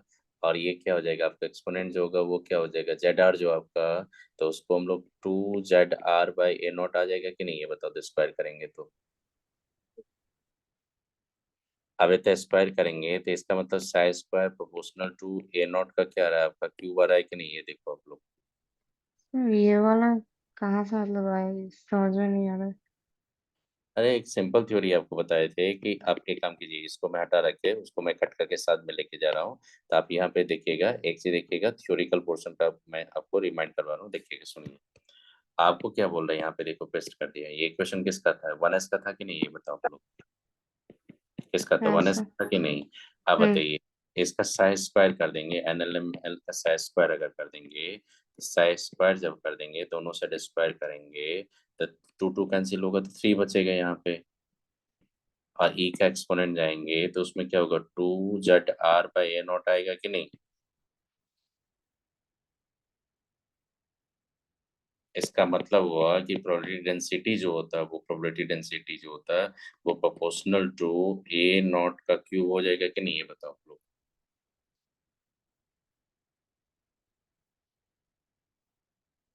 अरे बेटा, दिख तो रहा है यहाँ पे साइज स्क्वायर है, उसके साथ A0 का रिलेशन है यहाँ पे। A0 जो वहाँ पे A0 है उसका क्यूब तो दिख रहा है यहाँ पे। जिन्हें क्या बात करो, मैथमेटिकल एक्सप्रेशन है, दिख तो रहा है वहाँ पे A0 के साथ वेरिएशन है, एक्सपोनेंट 3 के मतलब साथ। सर ये एक्सप्रेशन कहाँ से आया था? कौन सा एक्सप्रेशन? ये एक्सप्रेशन कहाँ से है ये? हाँ। आपको डेरिवेशन पढ़ना है यहाँ पे कि सीधा क्वेश्चन इक्वेशन पे पूछता है, कभी डेरिवेशन नहीं पूछता है। डेरिवेशन आपका सिलेबस में नहीं है वो। अगर आपको पढ़ना है तो आप आइएगा कभी ऑफलाइन सेंटर पे, मैं बुक दे दूंगा। आपका हेडेक हो जाएगा वो डेरिवेशन, कोई नहीं बता पाएगा इस लेवल का टीचर अभी। इसलिए नहीं पढ़ना आपको, सीधा इक्वेशन देख के बताओ। मैं बार बार बोल रहा हूँ कि रेडियल नोट पकड़ के सीधा पकड़ो कि किसका होगा। मैंने बोला था कि सर जीरो कर देंगे, कांस्टेंट का प्रोपोर्शनलिटी कुछ कर लेंगे, लेकिन जीरो कर देंगे उस पे, तो देखना सब कुछ वैल्यू जीरो आ रहा है। इसका मतलब रेडियल नोट नहीं, तो मैं पकड़ लिया 1S का है। इसी में अगर और भी एडिशन सब्सट्रैक्शन का टर्म रहता तो रेडियल नोट आ जाता, तो फिर मैं 2S का बोल देता, 3S का बोल देता, 4S का बोल देता। मैं बार बार बोल रहा हूँ आपको पकड़ने के लिए इस चीज। और कुछ नहीं, इसका ट्रिक होता है, वही एक ट्रिक होता है जिसके थ्रू पकड़ते हैं हम लोग। एक साइन थीटा कॉस थीटा पे, एक रेडियल वेव फंक्शन से, रेडियल नोट से। मैं तो बार बार आपको बोल रहा हूँ, यहाँ पे देखो, यहाँ पे एक चीज मैं दिखा रहा हूँ आपको, देखना, एक चीज दिखा रहा हूँ, देखिएगा। मैं आपको दिखा रहा हूँ, फिर से रिमाइंड मैं कर रहा हूँ, एक चीज देखो। ये एंगुलर वेव फंक्शन का प्लॉट था कि नहीं? देखो, एंगुलर वेव फंक्शन का ये ग्राफ ये था कि नहीं आपका इक्वेशन? ये बताओ। और इस एंगुलर वेव फंक्शन में मैं बार बार आपको बोल रहा हूँ कि एंगुलर वेव फंक्शन में ये जो u होता है यहाँ पे एक्सपोनेंटल है, इसको जीरो करेंगे तो सब कुछ जीरो होएगा, तो नेट जीरो होता है रेडियल नोट्स। u 2 - u था, जब इसको जीरो कर देंगे तो u इक्वल टू u होगा, तो u क्या था? ZR/A0 करेंगे तो r के टर्म में A0 का रिलेशन आएगा, तो रेडियल नोट 1 आ गया। हाँ सर ये समझ में आ गया। अब फिर यहाँ पे जीरो कर देंगे तो ये भी जीरो आ जाएगा, तो रेडियल नोट कितना हो गया? जीरो। तो आप खुद से सोचिए, वहां जो एक्सप्रेशन दिया था वहां पे सीधा Z/A0 3/2 का एक्सप्रेशन लिखा था कि नहीं? वहां पे बताइए आप लोग, लिखा था कि नहीं? वहां पे बताइए आप लोग। अगर मान लो इसी इक्वेशन को नहीं समझे, अगर मैं इसी इक्वेशन को पकड़ूंगा तो यहाँ पे एक्सपोनेंट लेके यही इक्वेशन पूछ दिया था कि नहीं? वहां पे कांस्टेंट करके बताइए, इसको इसको हिडन कर दिया, इसको कांस्टेंट कर दिया 1/π को, स्क्वायर रूट ऑफ पाई को।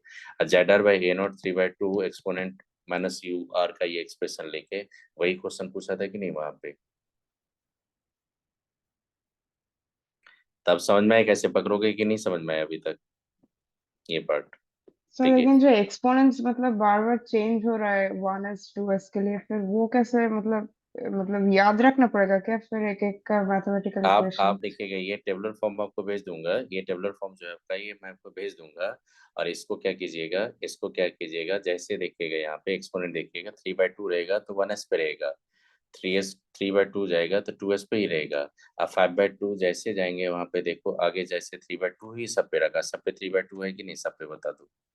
ज्यादा कॉम्प्लिकेटेड क्वेश्चन नहीं पूछेगा आपसे, क्वेश्चन बहुत सिंप्लीफाई करके रखेगा। तो आपको जब भी करेगा तो 3/2 अगर कहीं दिखेगा तो समझना कि रेडियल फंक्शन का प्लॉट से ये क्वेश्चन है। और जैसे ही आपका देखना है यहाँ पे कि 1s के अलावा 2s पे जाएंगे तो वहाँ पे 3/2 ही एक्सपोनेंट रहेगा। लेकिन जैसे जेड जेड में जाते पी में जाते तो 5/2 एक्सपोनेंट आ जाता है। और डी ओके, में यहाँ पे जाते, तो 7/2 5/2 हाँ बहुत सारा है। हाँ, तो देखिए यहाँ पे 7/2 आपका किस में आ गया, डी कंपोनेंट पी में आ रहा है कि नहीं बताइए, पी में जितना भी है सब में 5/2 है कि नहीं बताइए आप लोग, सब में 5/2 आ रहा है कि नहीं बताइए आप लोग, पी में जितना भी है सबका। देखिए जहाँ भी एस था उसका क्या लिखा, 3/2 रखा कि नहीं, देखिए यहाँ पे 3/2। हाँ तो देखो यहाँ पे जितना भी आपका जेड, जैसे यहाँ पे पी कंपोनेंट आ गया तो वहाँ पे एक्सपोनेंट 5/2 आ रहा है कि नहीं, देखो 5/2 लेकिन ये एंगल आ रहा है कि नहीं, एंगल से पकड़ लोगे कि नहीं, क्या होगा वो एंगल से, देखो r sine theta cos phi थे, किस में लिए थे आप याद करो, किधर था वो, कौन सा कंपोनेंट था वो, एक्स का कंपोनेंट था कि नहीं, तो देखो एक्स आ रहा है कि नहीं आपका पी एक्स। तो यही सब मैं आपको भेज रहा हूँ स्टिकी नोट बना के, थोड़ा इसको जो एडवांस के लिए वो रखिएगा, थोड़ा एक बार देखिएगा, मैं जो ट्रिक बताया उसी को पकड़ने का ट्राई करो आप। नहीं तो नहीं पकड़ पाओगे, इक्वेशन डेरिवेशन आपको पढ़ना ही नहीं है सिलेबस में। तो ये बता दो, तो ये इक्वेशन किसका दिखा रहा है, ये इक्वेशन एस का दिखा रहा है कि नहीं, ये बताइए। हाँ सर। आप बता दो कि एस का वैल्यू जब जैसे इसको 0 कर देंगे, साइज स्क्वायर करेंगे तो ये आ जाएगा कि नहीं आपका ए नॉट का एक्सपोनेंट क्यूब। तो हाँ बताइए, सर। तो ये साइज स्क्वायर को क्या बोलते हैं, प्रोबेबिलिटी डेंसिटी बोलते हैं कि नहीं हम लोग, प्रोबेबिलिटी डेंसिटी बोलते हैं कि नहीं, इसको बताइए हम लोग, डेंसिटी। हाँ सर। तो बताओ, तो प्रोबेबिलिटी डेंसिटी जो है ए नॉट का टर्म में, तो अब बताओ इसमें जब पी गए हम लोग वन का लिए, वन के लिए अगर वन गए इसमें, तो उसमें हम लोग क्यू भी जा सकते हैं कि नहीं।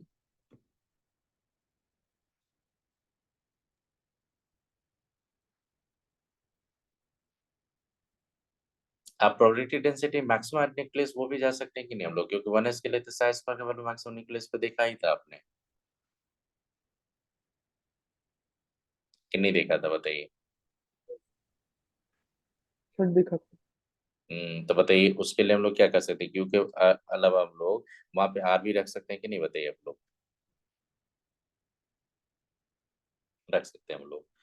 2s का जब बात करेंगे, 2s और बैटल का जब बात करेंगे तो उसमें हम लोग probability density at the nucleus maximum, अगर हम लोग 2s का बात करेंगे तो 2s में एक रेडियल नोड आया था, उसके बाद रेडियस ऑफ मैक्सिमम प्रोबेबिलिटी पे जब जाएंगे आपका, लेकिन आपको साइज स्क्वायर का प्लॉट लिए थे तो उसका भी न्यूक्लियस पे मैक्सिमम देखा था कि नहीं आपने,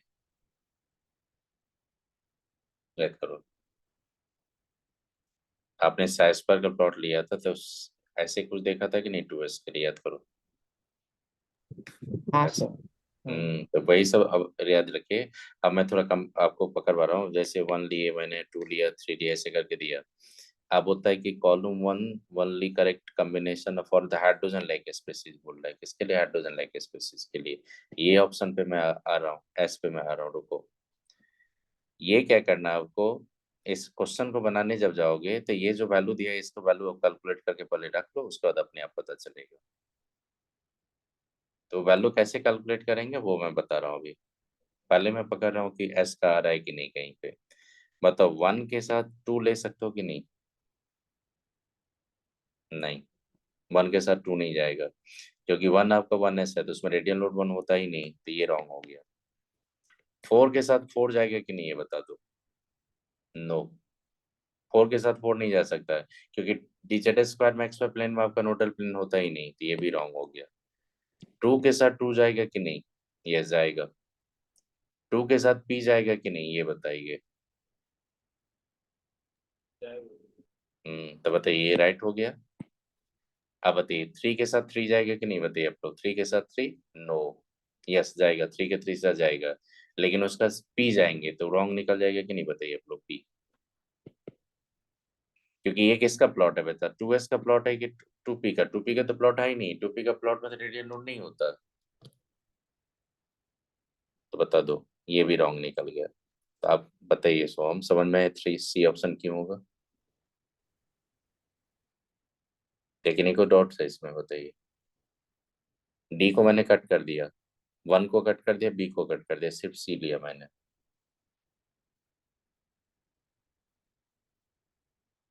आर्यन बताइए, समझ में आया? तो मैं आगे चल रहा हूँ इसमें। 2 पे ये for hydrogen atom only correct combination is, ए जाएंगे 1 के साथ 1 के साथ एस, 1 के साथ देखो 1 के साथ 1 लिया, उसके बाद एस लिया, एस मतलब ये, तो ये तो चेक करना पड़ेगा ना पहले आपको। बेटा ये किसके लिए बोल रहा है बता दो, एस को मैं वैल्यू फाइंड करने जा रहा हूँ, ये आप खुद से फाइंड करो। ये एनर्जी क्या बोल रहा है ये, कि बोल रहा है कि एनर्जी जो नीडेड होना चाहिए for excitation of electron from the second orbit to the four orbit is 27 by 32 times of energy needed to excitation of electron from the 2 to 6 states, ये बोल रहा है। तो बता दो 2 से 4 का डिफरेंस मैं फाइंड कर लूंगा, और 2 से 6 का डिफरेंस फाइंड कर लूंगा, और 2 से 4 का ये 4 से 2 का डिफरेंस और 6 से 2 का डिफरेंस का रेशियो लेके मैं यहाँ पे अगर 27 by 32 फाइंड कर लिया तो वो स्टेटमेंट सही हो जाएगा कि नहीं, ये बताओ आप लोग। हाँ सर। आप बताइए, अगर आप लोग देखेंगे एनर्जी का अपने कैलकुलेशन में कितना बार पढ़ चुका हूँ, एनर्जी डिफरेंस मैं ले रहा हूँ यहाँ पे 4 से 2 का, बताओ 4 से 2 का जाएंगे तो 13.6 लेंगे, आप 4 से 2 का लेंगे तो 2 का स्क्वायर माइनस क्या करेंगे आप, 4 का स्क्वायर, ये 13.6 करेंगे, और जब इसमें आप लेंगे 16 कितना हो जाएगा देखो तो बेटा यहाँ पे ये 16 हो जाएगा, तो ये आ जाएगा कितना, ये आपका 4, तो ये हो जाएगा कितना 6, 13/16 आ रहा है कि नहीं बताओ,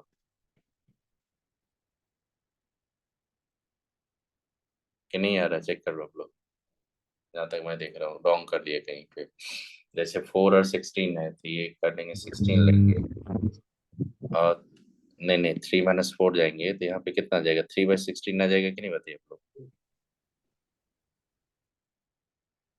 अरे बेटा बताइए, जैसे 4 लिए एलसीएम लेंगे तो 16 आ जाएगा, इसका 4 - 1 कर हाँ देंगे, हाँ सर आ सर रहा 3 है। by 6। हाँ तो ये हाँ सर आ इलेक्ट्रोवोल्ट, रहा है। ये किसका डिफरेंस है 4 से 2 का। अब बताइए 6 से 2 का डिफरेंस आप लोग खुद से फाइंड कीजिए कितना आ जाएगा, 13.6 इंटू कितना आ रहा चेक करो, जैसे सर 2 8R/36। आर नहीं सीधा 8 बोलिए, 8 बाय कितना, सर 36। 36 इलेक्ट्रोवोल्ट। आप बता दो 30/6 अगर लिए यहाँ पे तो आप क्या करो उसको डिवाइड कर दो, देखो डिवाइड करके कहाँ जा रहा है वो। सर आ रहा है 27/32। अब बताइए आपको बोल रहा है कि डिफरेंस आप ले लो यहाँ 4 से 2 का, और फिर डिवाइड कर दीजिए आप 6 से 2 का, जैसे वैल्यू जाएंगे तो यहाँ पे 13.6 इंटू 3/16, और उसको डिवाइड कर दो 13.6 इंटू 8/36, ये बेटा बेटा दो कितना आ रहा है, जैसे मैं देख रहा हूँ यहाँ पे 13.6 तो कैंसिल हो जाएगा, और ये 8 रहेगा आपका, 36 आएंगे तो ये कितना होगा 27/32 आ रहा है कि नहीं आ रहा।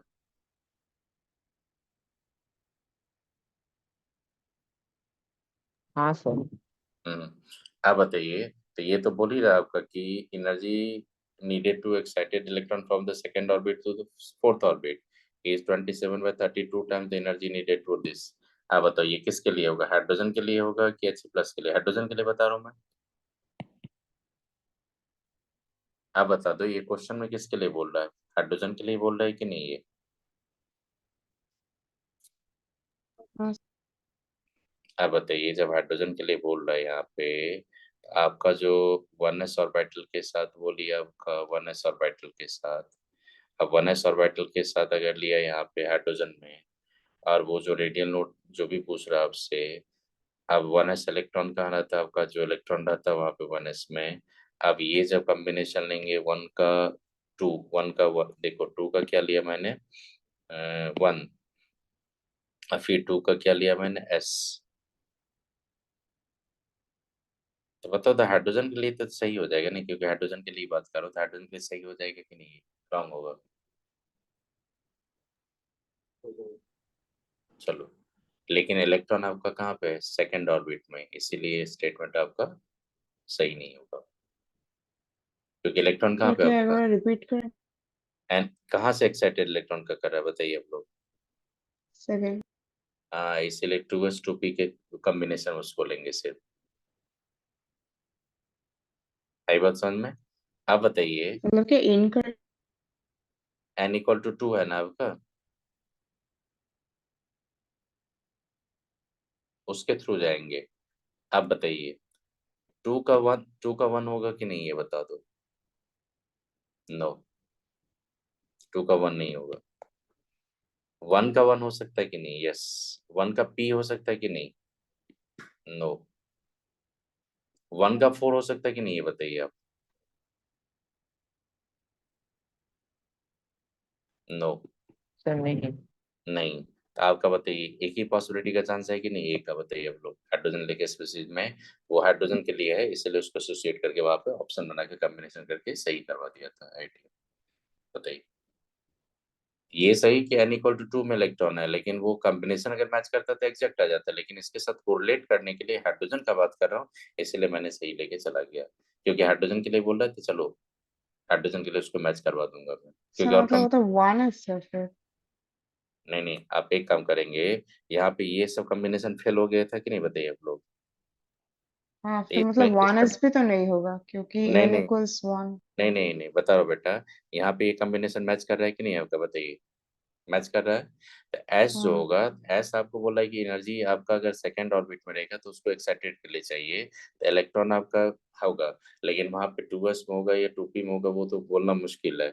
लेकिन ग्राउंड स्टेट में इलेक्ट्रॉन कहाँ रहता है, 1s में रहता है, तो उसके साथ कोरिलेट कर लो ना, तो ये भी तो सही निकल ही जाएगा आपका कि उसके साथ मैच कर रहा है हाइड्रोजन के लिए।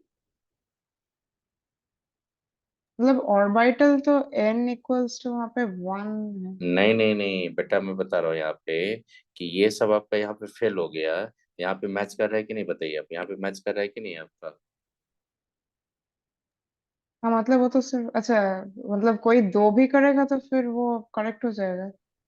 दो का कॉम्बिनेशन अगर सही मिल रहा है यहाँ पे तो ज्यादा अप्रोप्रिएट की तरफ जा चलेंगे, इसलिए उसको टिक करके निकल जाइएगा आप। मतलब इन जनरल तो 1 के साथ s का मैच नहीं होगा। तो वही जो क्वेश्चन फ्रेमिंग किया होगा, वो क्वेश्चन फ्रेमिंग सही से करना चाहिए था। लेकिन यहाँ पे 1 का 1 तो होगा, ये तो सही है। लेकिन और किसी के साथ फर्स्ट ही 2 मैच कर रहा है, कॉलम 2 मैच नहीं कर रहा है। तो कॉलम 3 का जब बात करेंगे तो वहाँ पे बहुत सारा पॉसिबिलिटी लेके चलूंगा। तो एस को आप 1 1 के साथ रख सकते हो, कोई दिक्कत नहीं, क्योंकि हाइड्रोजन का बात कर रहा है तो हाइड्रोजन का वो किसी एनर्जी स्टेट के साथ कोरिलेट कर ही लेगा वो। ऐसा स्ट्रिक्टली नहीं बोलेंगे कि इलेक्ट्रॉन आपका 2 में है, कि इलेक्ट्रॉन 1 में रहता है, कहीं भी एक्साइटेशन करे उससे कोई फर्क नहीं पड़ता। एक्साइटेशन एनर्जी का कितना टाइम होगा ये बोल रहा है मेरे को, मतलब एनर्जी स्टेट्स का बात कर रहा है, तो एनर्जी स्टेट तो हाइड्रोजन में होता ही ये सब। 3 बताइए।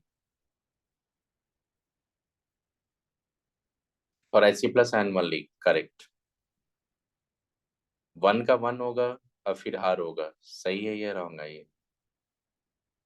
सर सही है। आप बताइए, 2 पे जाइए।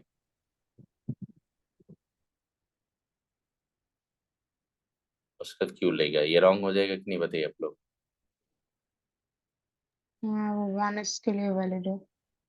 रॉन्ग हो गया वो। अब 1 का 3 आएगा कि नहीं बताइए, 1 का 3 आएगा? नो।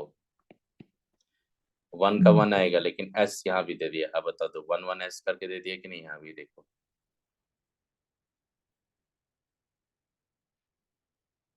हाँ अब बताओ क्या करेंगे। इसका मतलब यहाँ पे कुछ ना कुछ प्रिंटिंग एरर है या कुछ है। अब देखो ना कहाँ से होगा। अगर मान लो 1 का मैंने 1 किया, उसका R किया था, क्या probability maximum at the nucleus तो बोल, मैक्सिमम एट द न्यूक्लियस तो बोल ही देते हैं हम लोग। लेकिन प्रोबेबिलिटी डेंसिटी साई स्क्वायर जो बोलते हैं हम लोग, एट न्यूक्लियस पे 1/3 का जो रिलेशन है वहां पे मैक्सिमम एट द न्यूक्लियस का होगा। ये प्रोबेबिलिटी डेंसिटी साई स्क्वायर, ये आप तो बोल ही देते हो किसके लिए, 1s के लिए। तो आप बताइए कौन सा इसमें कॉम्बिनेशन सही हो सकता है। डीबी सही हो नहीं, इनकरेक्ट बोल रहा है मतलब आपको। ऑनली बताया था फिर नहीं नहीं नहीं दोनों। नहीं नहीं, ओनली इनकरेक्ट बोल रहा है आपका। तो आपका आप यहाँ पे जाइए, फिर से मैं करेक्ट करके बता रहा हूँ आपको। जैसे 1 का 1 आएगा कि नहीं बताइए, 1 का 1 नहीं, ये एस के लिए रॉन्ग हो जाएगा कि नहीं बताइए। क्योंकि रॉन्ग क्यों निकल गया है, क्योंकि एस मैच ही नहीं करेगा, क्योंकि जेड स्क्वायर वहां पे लेंगे कि नहीं, अब बताइए जेड स्क्वायर। जेड स्क्वायर जैसे जाएंगे तो वहां भी मैच कर जाएंगे कि नहीं उसके साथ, बताइए आप लोग। अरे बेटा मैं जेड कितना लेंगे, जेड इक्वल टू 2 लोगे कि नहीं आप? सर दो दिख में तो कैंसिल आउट हो जाएगा। नहीं नहीं, 2 कैंसिल आउट हो जाएगा आपका। तो आप सबसे पहले बताइए, ये किसके लिए बता रहे, इनकरेक्ट बोल रहा है आपको, इनकरेक्ट। आपको क्या बोला, इनकरेक्ट कॉम्बिनेशन। तो इनकरेक्ट कॉम्बिनेशन है तो आपको एक फिर से रिफ्रेश करके बता रहा हूँ, देखो 1 1 R हो सकता है कि नहीं, ये बता दो। हाँ सर हो सकता है। हो सकता है। फिर 2 को 2Q, 2 2 2Q, क्यों नहीं हो सकता?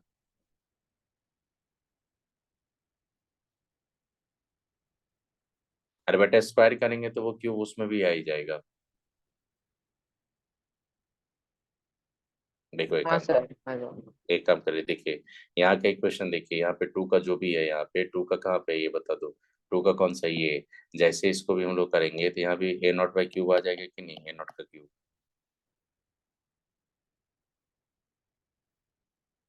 बताओ आ रहा है कि नहीं A0 का क्यूब,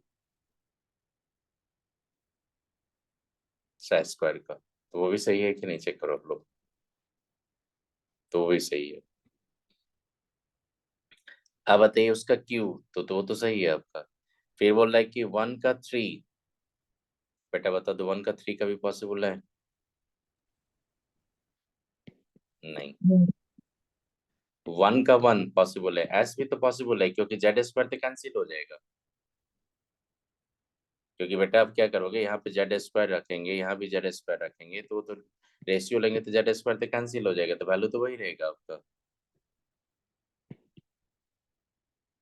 सो हम बताइए हाँ रहेगा कि नहीं वही वैल्यू, वैल्यू चेंज नहीं होगा क्योंकि जेड स्क्वायर तो कैंसिल हो जाएगा आपका। क्योंकि यहाँ भी जेड स्क्वायर रखेंगे, यहाँ भी जेड स्क्वायर लेंगे तो सब कैंसिल हो जाएगा, तो वैल्यू वही रहेगा कि नहीं आपका। तो वो भी आपका सही निकल जाएगा। तो बताइए कौन सा ऑप्शन आने का चांस है, सी। सिर्फ सी रॉन्ग है कि नहीं, चेक करो आप लोग। हाँ सर। तो बताइए। तो यहाँ तो कुछ आइडिया लगा, ये क्वेश्चन देखो सबसे टफेस्ट क्वेश्चन था ये स्ट्रक्चर ऑफ एटम का। चलो कुछ आइडिया लगा, तो मैं एक जो पढ़ाने जा रहा हूँ एक चीज वहां पे ये बताने जा रहा हूँ, इसको थोड़ा देखिएगा। उसका मैं टॉपिक को देखता हूँ, टाइम है तो टॉपिक को थोड़ा कोरिलेट कर लेता हूँ उससे।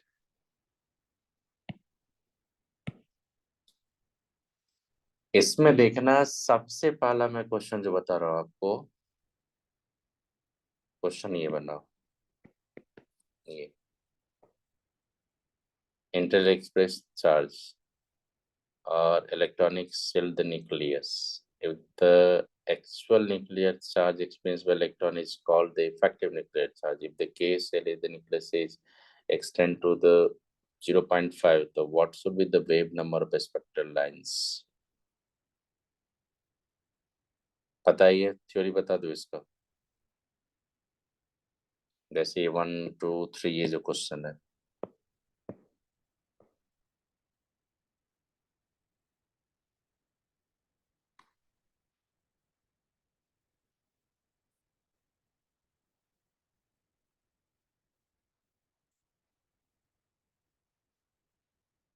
समझ में आ रहा है मैं क्या बोल रहा हूँ आपको?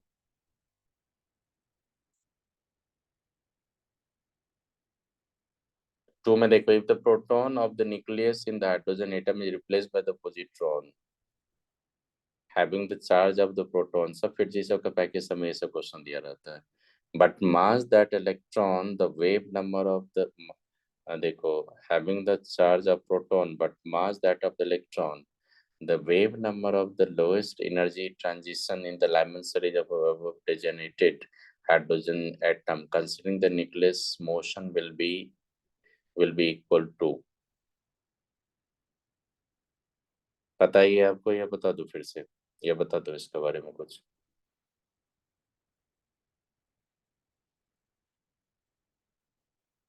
आर्यन पता है, सर में बताइए, पता है इसके बारे में, ये थ्योरी बता दो थोड़ा, क्योंकि बिना तो थ्योरी का सर नहीं पता। बता दीजिए कुछ। सर थोड़ा बता दीजिए। हाँ सर बता दीजिए। थोड़ा थ्योरी बता देंगे। क्वेश्चन थोड़ा टफ लग रहा है कि नहीं आपको, ये दोनों क्वेश्चन बताइए आप लोग। हाँ सर। हाँ हम्म, तो इस टाइप का जो क्वेश्चन मिलेगा आपको, ये सब बहुत टफ क्वेश्चन माना जाता है ये सब। आपका जो फिटजी का पैकेज है, फिटजी का जो पैकेज है आपका, उसमें जो था आपका रैंकर बैच का था, उसमें क्वेश्चन था, तो उसमें देखा था मैंने। और आकाश का जो मैग्नेट आता है, आकाश का मैग्नेट आता है, एक पैकेज देता है जेई के बच्चे को, वहां भी ये क्वेश्चन हम लोग देखे हैं। तो इस क्वेश्चन की थ्योरी पकड़ने से पहले आपको एक चीज पकड़ना पड़ेगा, क्या सुनो। चलो ये सब समझ में आया, तो मैं थ्योरी पकड़ने के लिए जा रहा हूँ, इसे देखो क्या। अब सबसे पहले मेरे को बताना, एनर्जी का जो एक्सप्रेशन किए थे, Z² Me4 अपॉन एनर्जी का 8 ε0² N² H² के इक्वेशन आपने कभी पढ़ा था? याद करो।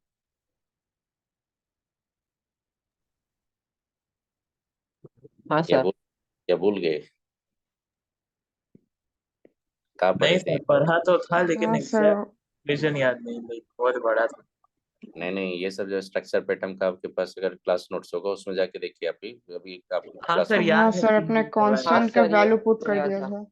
नहीं नहीं, इसी में मैंने आपको एक कांस्टेंट को अलग कर दिए थे, वेरिएबल को अलग हाँ कर हाँ दिया, याद कीजिए। हाँ, फिर कि अपने कांस्टेंट का वैल्यू पुट करके वो समराइज कर दिया। तो ये था कि नहीं आपका, ये क्वेश्चन आया था कि नहीं आपको? याद कीजिए। अब बताइए, इसमें जब गए थे तो मैंने जब लिए थे, तो Me4/8 पाई एप्सिलॉन नॉट स्क्वायर H² को एक जगह लिखे थे, और मैंने Z² को एक जगह लिखा था, याद करो। हाँ sir.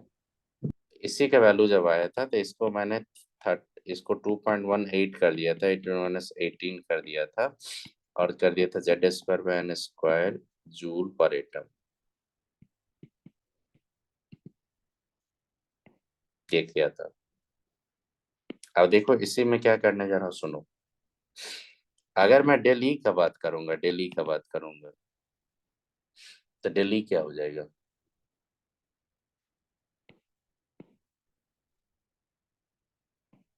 Z²Me4 8 ε0 H² upon N1² - N2² होगा जूल में।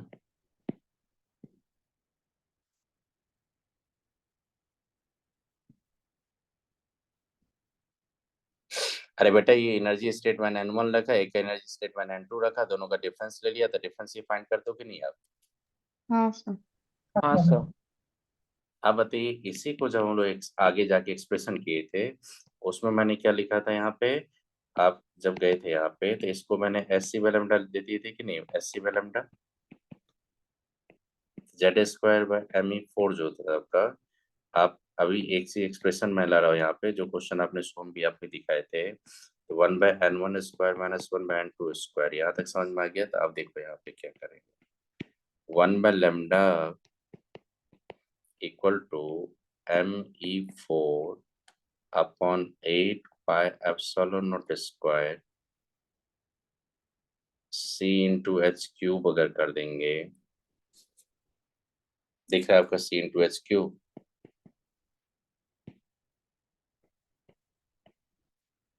हाँ सर। और ये Z² अगर कर देंगे, N1² - N2² कर सकते हैं कि नहीं हम लोग? बताइए, N2² कर सकते हैं हम लोग। आप जो देखना है उसको थोड़ा गौर से देखिएगा बेटा। इसी को बोलते हैं रेडबर्ग कांस्टेंट। असल में रेडबर्ग कांस्टेंट क्या है? अप्रोक्सीमेटली वो 1.09 into 10⁵ नहीं नहीं, ये वैल्यू समझ में आ गया, Me²/। अब बताइए, रेडबर्ग कांस्टेंट में किसका मास पे डिपेंड होता है? मास ऑफ इलेक्ट्रॉन पे। हाँ ये बेटा किसका मास है? Mass of electron. हाँ सर। आप खुद से सोचिए, अगर मैं बोलूंगा कि मास के, अगर मान लो कि मैंने बोला आपको कि इलेक्ट्रॉन को मास को अगर हाफ कर देंगे, तो रेडबर्ग कांस्टेंट भी हाफ हो जाएगा कि नहीं?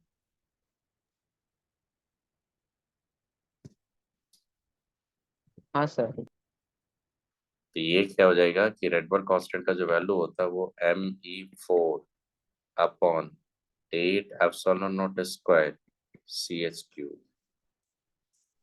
अब एक काम करो, इसी एक्सप्रेशन को, अगर ये एक्सप्रेशन लाया मैंने, ये एक्सप्रेशन को अगर मैं एससी से मल्टीप्लाई कर दूंगा दोनों साइड तो फिर एनर्जी आ जाएगा कि नहीं वो? हाँ सर। तो जैसे एससी से मल्टीप्लाई कर देंगे दोनों साइड, एससी से अगर मल्टीप्लाई कर देंगे तो यहाँ पे इस वैल्यू को अगर आर एच में ले लूंगा, एनर्जी का term r h c h के टर्म आ जाएगा कि नहीं, बताइए आप लोग। देखिए मैं जो एक्सप्रेशन लिखा उसको थोड़ा गौर से देखना, उसके बाद मैं फिर से एक्सप्रेशन बताऊंगा। यही सम आपका क्वेश्चन आपने देखा था, क्या क्वेश्चन था सुनिए। अब इससे एनर्जी का जब एक्सप्रेशन जाएंगे आप लोग एनर्जी का, तो ये हो जाएगा minus r h c h upon n square. कहाँ से है सुनो,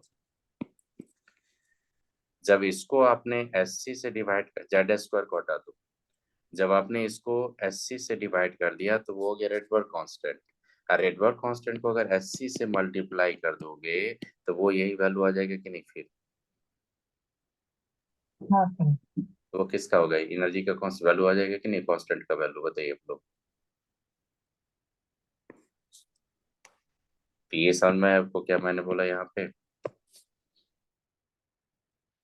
अब बताइए हाँ सो मतलब आप क्लास में है तो बताइए, एक एक्सप्रेशन जो आया था बोले थे ना एडवांस क्लास में बताएंगे, तो are s c h by n square, अब समझ में आ गया आपको। अब यहाँ पे एन जो होगा वो क्या होगा, एन नंबर ऑफ ऑर्बिट। अब तो किसी भी ऑर्बिट में रेडबर्ग कांस्टेंट और सी एच के टर्म में आप एनर्जी फाइंड कर सकते हैं कि नहीं हाइड्रोजन में?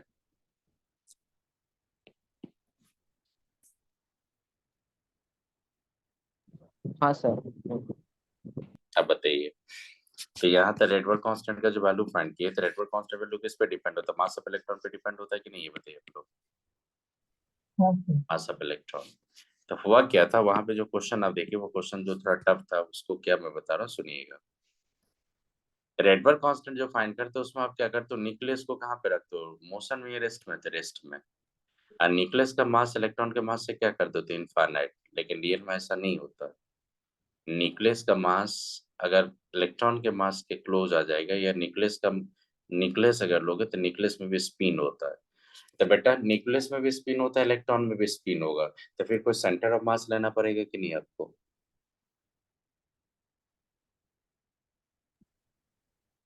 सम्मान में क्या बोलो, फिजिक्स का पार्ट है ये, करेक्शन का टर्म लाना पड़ता है, उसके थ्रू वो क्वेश्चन बनाते हैं हम लोग।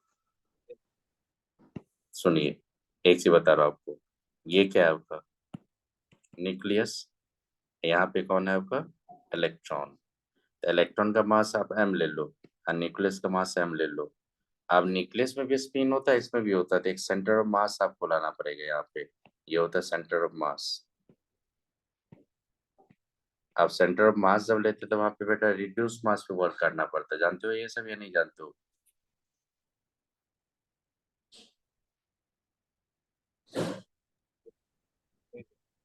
अगर मान लीजिए इसको m1 रखा है, इसको मैं m2 रखा, एक रिड्यूस मास पे जाते हैं हम लोग, तब आप जानते हो तो ठीक है, नहीं जानते तो मैं बंद कर दूंगा इसको बताना। जब तक ये सेंटर ऑफ मास नहीं पढ़ेंगे तब तक नहीं बताऊंगा मैं ये। नहीं ऐसा में बताइए, अगर जानते हैं तो ठीक है, नहीं जानते होगे तो इसको मैं थोड़ा कैंसिल कर दूंगा अभी मैं। ये फिजिक्स का नहीं होता, क्या है कि मान लीजिए ये यहाँ से डिस्टेंस है, यहाँ पे एक पार्टिकल ये रोटेट कर रहा है, यहाँ भी एक पार्टिकल रोटेट करना पड़ेगा, तो कुछ भी करने जाओगे तो रिड्यूस मास लेना पड़ता है, तो उसके लिए एक सेंटर मास पे वर्क करते हैं हम लोग। सर हमारा मतलब फिजिक्स में अभी तक हुआ नहीं। नहीं हुआ है तो फिजिक्स में होने दीजिए, फिजिक्स में जब आपका ये टॉपिक हो जाएगा आपका तो थोड़ा इन्फॉर्म कर दीजिएगा, तो मैं आपको एक क्लास अरेंज करके फिर से मैं बता दूंगा इस टॉपिक को, उस क्वेश्चन को, ठीक है। अभी उस क्वेश्चन को मैं नहीं बताने वाला हूँ, ठीक है। तो इस टाइप का क्वेश्चन अगर कहीं मिलेगा तो उसको थोड़ा पेंडिंग रखना पड़ेगा, क्योंकि सेंटर ऑफ मास का जब ग्रेविटी सेंटर मास का एक्सप्रेशन नहीं आएगा, रिड्यूस मास का एक्सप्रेशन नहीं आएगा ना, तो आप नहीं बता पाओगे ये। सर वो क्या वो एक्सपेरिमेंट है जो मोमेंट ऑफ फोर्स दोनों तरफ सेम रहेगा? नहीं नहीं, मैं क्या बोल रहा हूँ, आपका जो यहाँ पे न्यूक्लियस है, यहाँ पे ये न्यूक्लियस है, ये इलेक्ट्रॉन्स है, और यहाँ भी रोटेट हो रहा है, ये भी रोटेट हो रहा है, तो आपको जब भी इस सिस्टम का मास का बात करेंगे तो रिड्यूस मास पे वर्क करेंगे हम लोग। रिड्यूस्ड मास मतलब?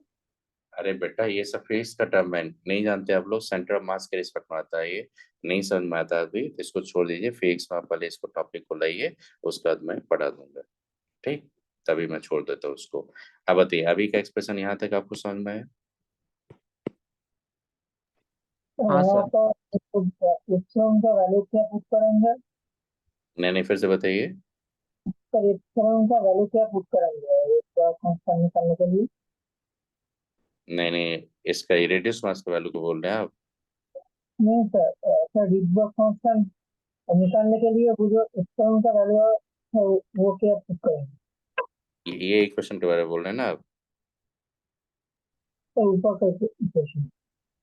नहीं सुनिए, बता रहा हूँ सुनिए।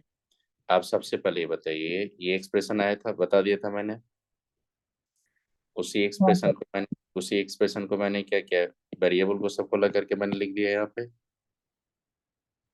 अब उसी इक्वेशन को मैंने एनर्जी डिफरेंस करके लाया, तो ये वेरिएबल जो था उसमें जेड स्क्वायर को हटा के मैंने एस सी से डिवाइड करके उसको क्या बोल दिया था, रेडबर्ग कांस्टेंट। हाँ सर। अब उसी रेडबर्ग कांस्टेंट को अगर मैं क्या करूंगा, रेडबर्ग कांस्टेंट था, उसी रेडबर्ग कांस्टेंट को अगर एस सी से मल्टीप्लाई कर दूंगा दोनों साइड, तो ये देखो सी एस कैंसिल होकर एच स्क्वायर नीचे रह जाएगा, तो फिर एनर्जी का टर्म आ जाएगा कि नहीं वेरिएबल कांस्टेंट का। हाँ सर। इसीलिए आपका क्या हो जाएगा, आर एच इक्वल टू ई का टर्म जब आर एच के टर्म में लिखेंगे तो r h into c h upon n square लिख सकते कि नहीं हम लोग, क्योंकि एन स्क्वायर तो आपका चेंज हो रहा है वो, और एक मोल के लिए बोलेगा तो इंटू एन ए कर देंगे कि नहीं आप। तो बस यहीं पे रहने दो, फिजिक्स का टर्म है, फिजिक्स में पहले समझो, उसके बाद मैं फिर से बता दूंगा, वो क्वेश्चन मैं भी नहीं भेजूंगा, डिलीट कर दूंगा उसको मैं। चलिए यहाँ तक आया समझ में आपका कैसे कैसे फाइंड होता है ये सब। चलिए हाँ सर। एक हाँ टॉपिक और सर। बताने दीजिए, एक थैंक यू टॉपिक सर। और और नहीं टाइम हो गया आपका, तो चलिए ठीक है, मैं दूसरा दिन क्लास जब लूंगा आपको स्ट्रक्चर ऑफ एटम का, अभी आपका पीरियडिक टेबल चल रहा है आपका, तो पीरियडिक टेबल जब पढ़ाएंगे आपको, तो जब आपका क्लास होगा, जब ऑफलाइन क्लास होगा, तो उसमें ऑफलाइन क्लास का जो आपका हाफ एन आवर पहले आप कोई भी इन्फॉर्म कर दीजिएगा, सर किस लैटरल जोड़ का जेड इफेक्टिव का थोड़ा बता दीजिएगा, तो मैं शॉर्ट में वहाँ पे बता के आपको बता दूंगा कैसे जेड इफेक्टिव आता है, ठीक। तो ओके जेड सर। इफेक्टिव हम्म, मतलब नहीं सर वो स्टार्टर, जो नहीं सिग्मा का। स्टार्टर, हाँ सिग्मा का वैल्यू है वो जेई एडवांस के बच्चे के जो तो उन्हीं के लिए इंपॉर्टेंट है, तो मैं कभी शॉर्ट में आपको बता के बता दूंगा, या तो नेक्स्ट क्लास जब जे एडवांस लेंगे तो उसमें बता देंगे, अभी उस पर क्वेश्चन आपको ज्यादा मिलेगा नहीं। आप ये बता दो, अगर आप कहीं भी इस टाइप का क्वेश्चन देखोगे, साइन थीटा कॉस थीटा के एक्सप्रेशन में इस टाइप का क्वेश्चन आप कहीं भी देखोगे, तो आप समझ में आ जाएगा, इस टाइप का क्वेश्चन बना लोगे ना आप, ये सब हाँ ये सब बना लेंगे ना आप लोग, कोई दिक्कत नहीं होगा ये सब। ये लास्ट क्वेश्चन एक बता दोगे, ये क्वेश्चन जो दिया 3 1 जो भी लेंगे इसको 3, ये कर लोगे आप लोग, देखो कितना वेवलेंथ एब्जॉर्ब किया हाइड्रोजन एटम हीलियम एटम ने, बता दो 300 नैनोमीटर का। तो चेंज इन वेलोसिटी आपको पूछ रहा है, तो नहीं बता लोगे आप वहाँ पे, तो ये बता तो कौन सा थ्योरी पे बेस्ड है, डिब्रोगली पे है कि नहीं। अरे बेटा हीलियम है, हीलियम, हीलियम कहीं पे रेस्ट पे था, और उसको फोटोन आया, मिला फोटोन, वो मूव करने लगा, तो वही change in velocity del v पूछ रहा है, मतलब लिटरली वी पूछ रहा है आपसे, क्योंकि रेस्ट में था, और रेस्ट से मोशन में चलने लगा, तो चेंज इन वेलोसिटी क्या होगा, वेलोसिटी तो होगा वो आपका, और यहाँ पे सारा अमाउंट दे दिया आपका, तो lambda equal to h by m m v अगर कर देंगे, तो यहाँ से वी वी को यहाँ पे अब लोग डेल वी भी बोल सकते हैं हम लोग, क्योंकि रेस्ट से चला था यहाँ पे, ये डेल वी जो चेंज इन वेलोसिटी एक टर्म जानबूझ के दे दिया था वो, तो वी फाइंड करके डेल वी उसी के टर्म में एक्सप्रेस करके नहीं बता देंगे कितना होगा, v final minus v initial, तो वी इनिशियल तो जीरो है, तो वी फाइनल जो होगा वही तो डेल वी हो जाएगा। समझ में आ रहा है मैं क्या बोल रहा हूँ आपको, क्योंकि कहाँ से पार्टिकल चला था, देखो पहले रेस्ट में था, फोटोन आया, चलने लगा वो, तब बताइए वेव नेचर कब आएगा, जब मोशन में रहेगा तब आएगा कि रेस्ट में आएगा, मोशन में रहेगा तभी नहीं रहेगा वो, जैसे मोशन में आ गया तो वहां पे क्या होगा, वेव नेचर आ गया, तो उसी का वेव पूछ रहा है आपको, वेवलेंथ दे दिया आपको, उसी वेवलेंथ के करस्पॉन्डिंग वेव आएगा, क्योंकि उसी के स्पीड से जा रहा है वो। कुछ आइडिया लगा यहाँ पे। हम्म नहीं लगा तो रहने दो, नेक्स्ट क्लास जब लूंगा तो मैं कभी बता दूंगा इसके बारे में। चलो रहने दो क्लास में। क्या सारा पीडीएफ सेंड करना पड़ेगा बताइए। तो फंक्शन का ये जो बताए थ्योरी क्वेश्चन का 3 पीडीएफ है, तीनों हाँ पीडीएफ, सर तो तीनों पीडीएफ पीडीएफ तीनों पीडीएफ में सेंड कर देता हूँ, ठीक है। चलिए गुड नाइट। नेक्स्ट चाहिए सर तो नेक्स्ट बता दूंगा, आपको बता दूंगा। Good चलिए night. Good good good night night Sir, bye, sir. Good night, sir. Night.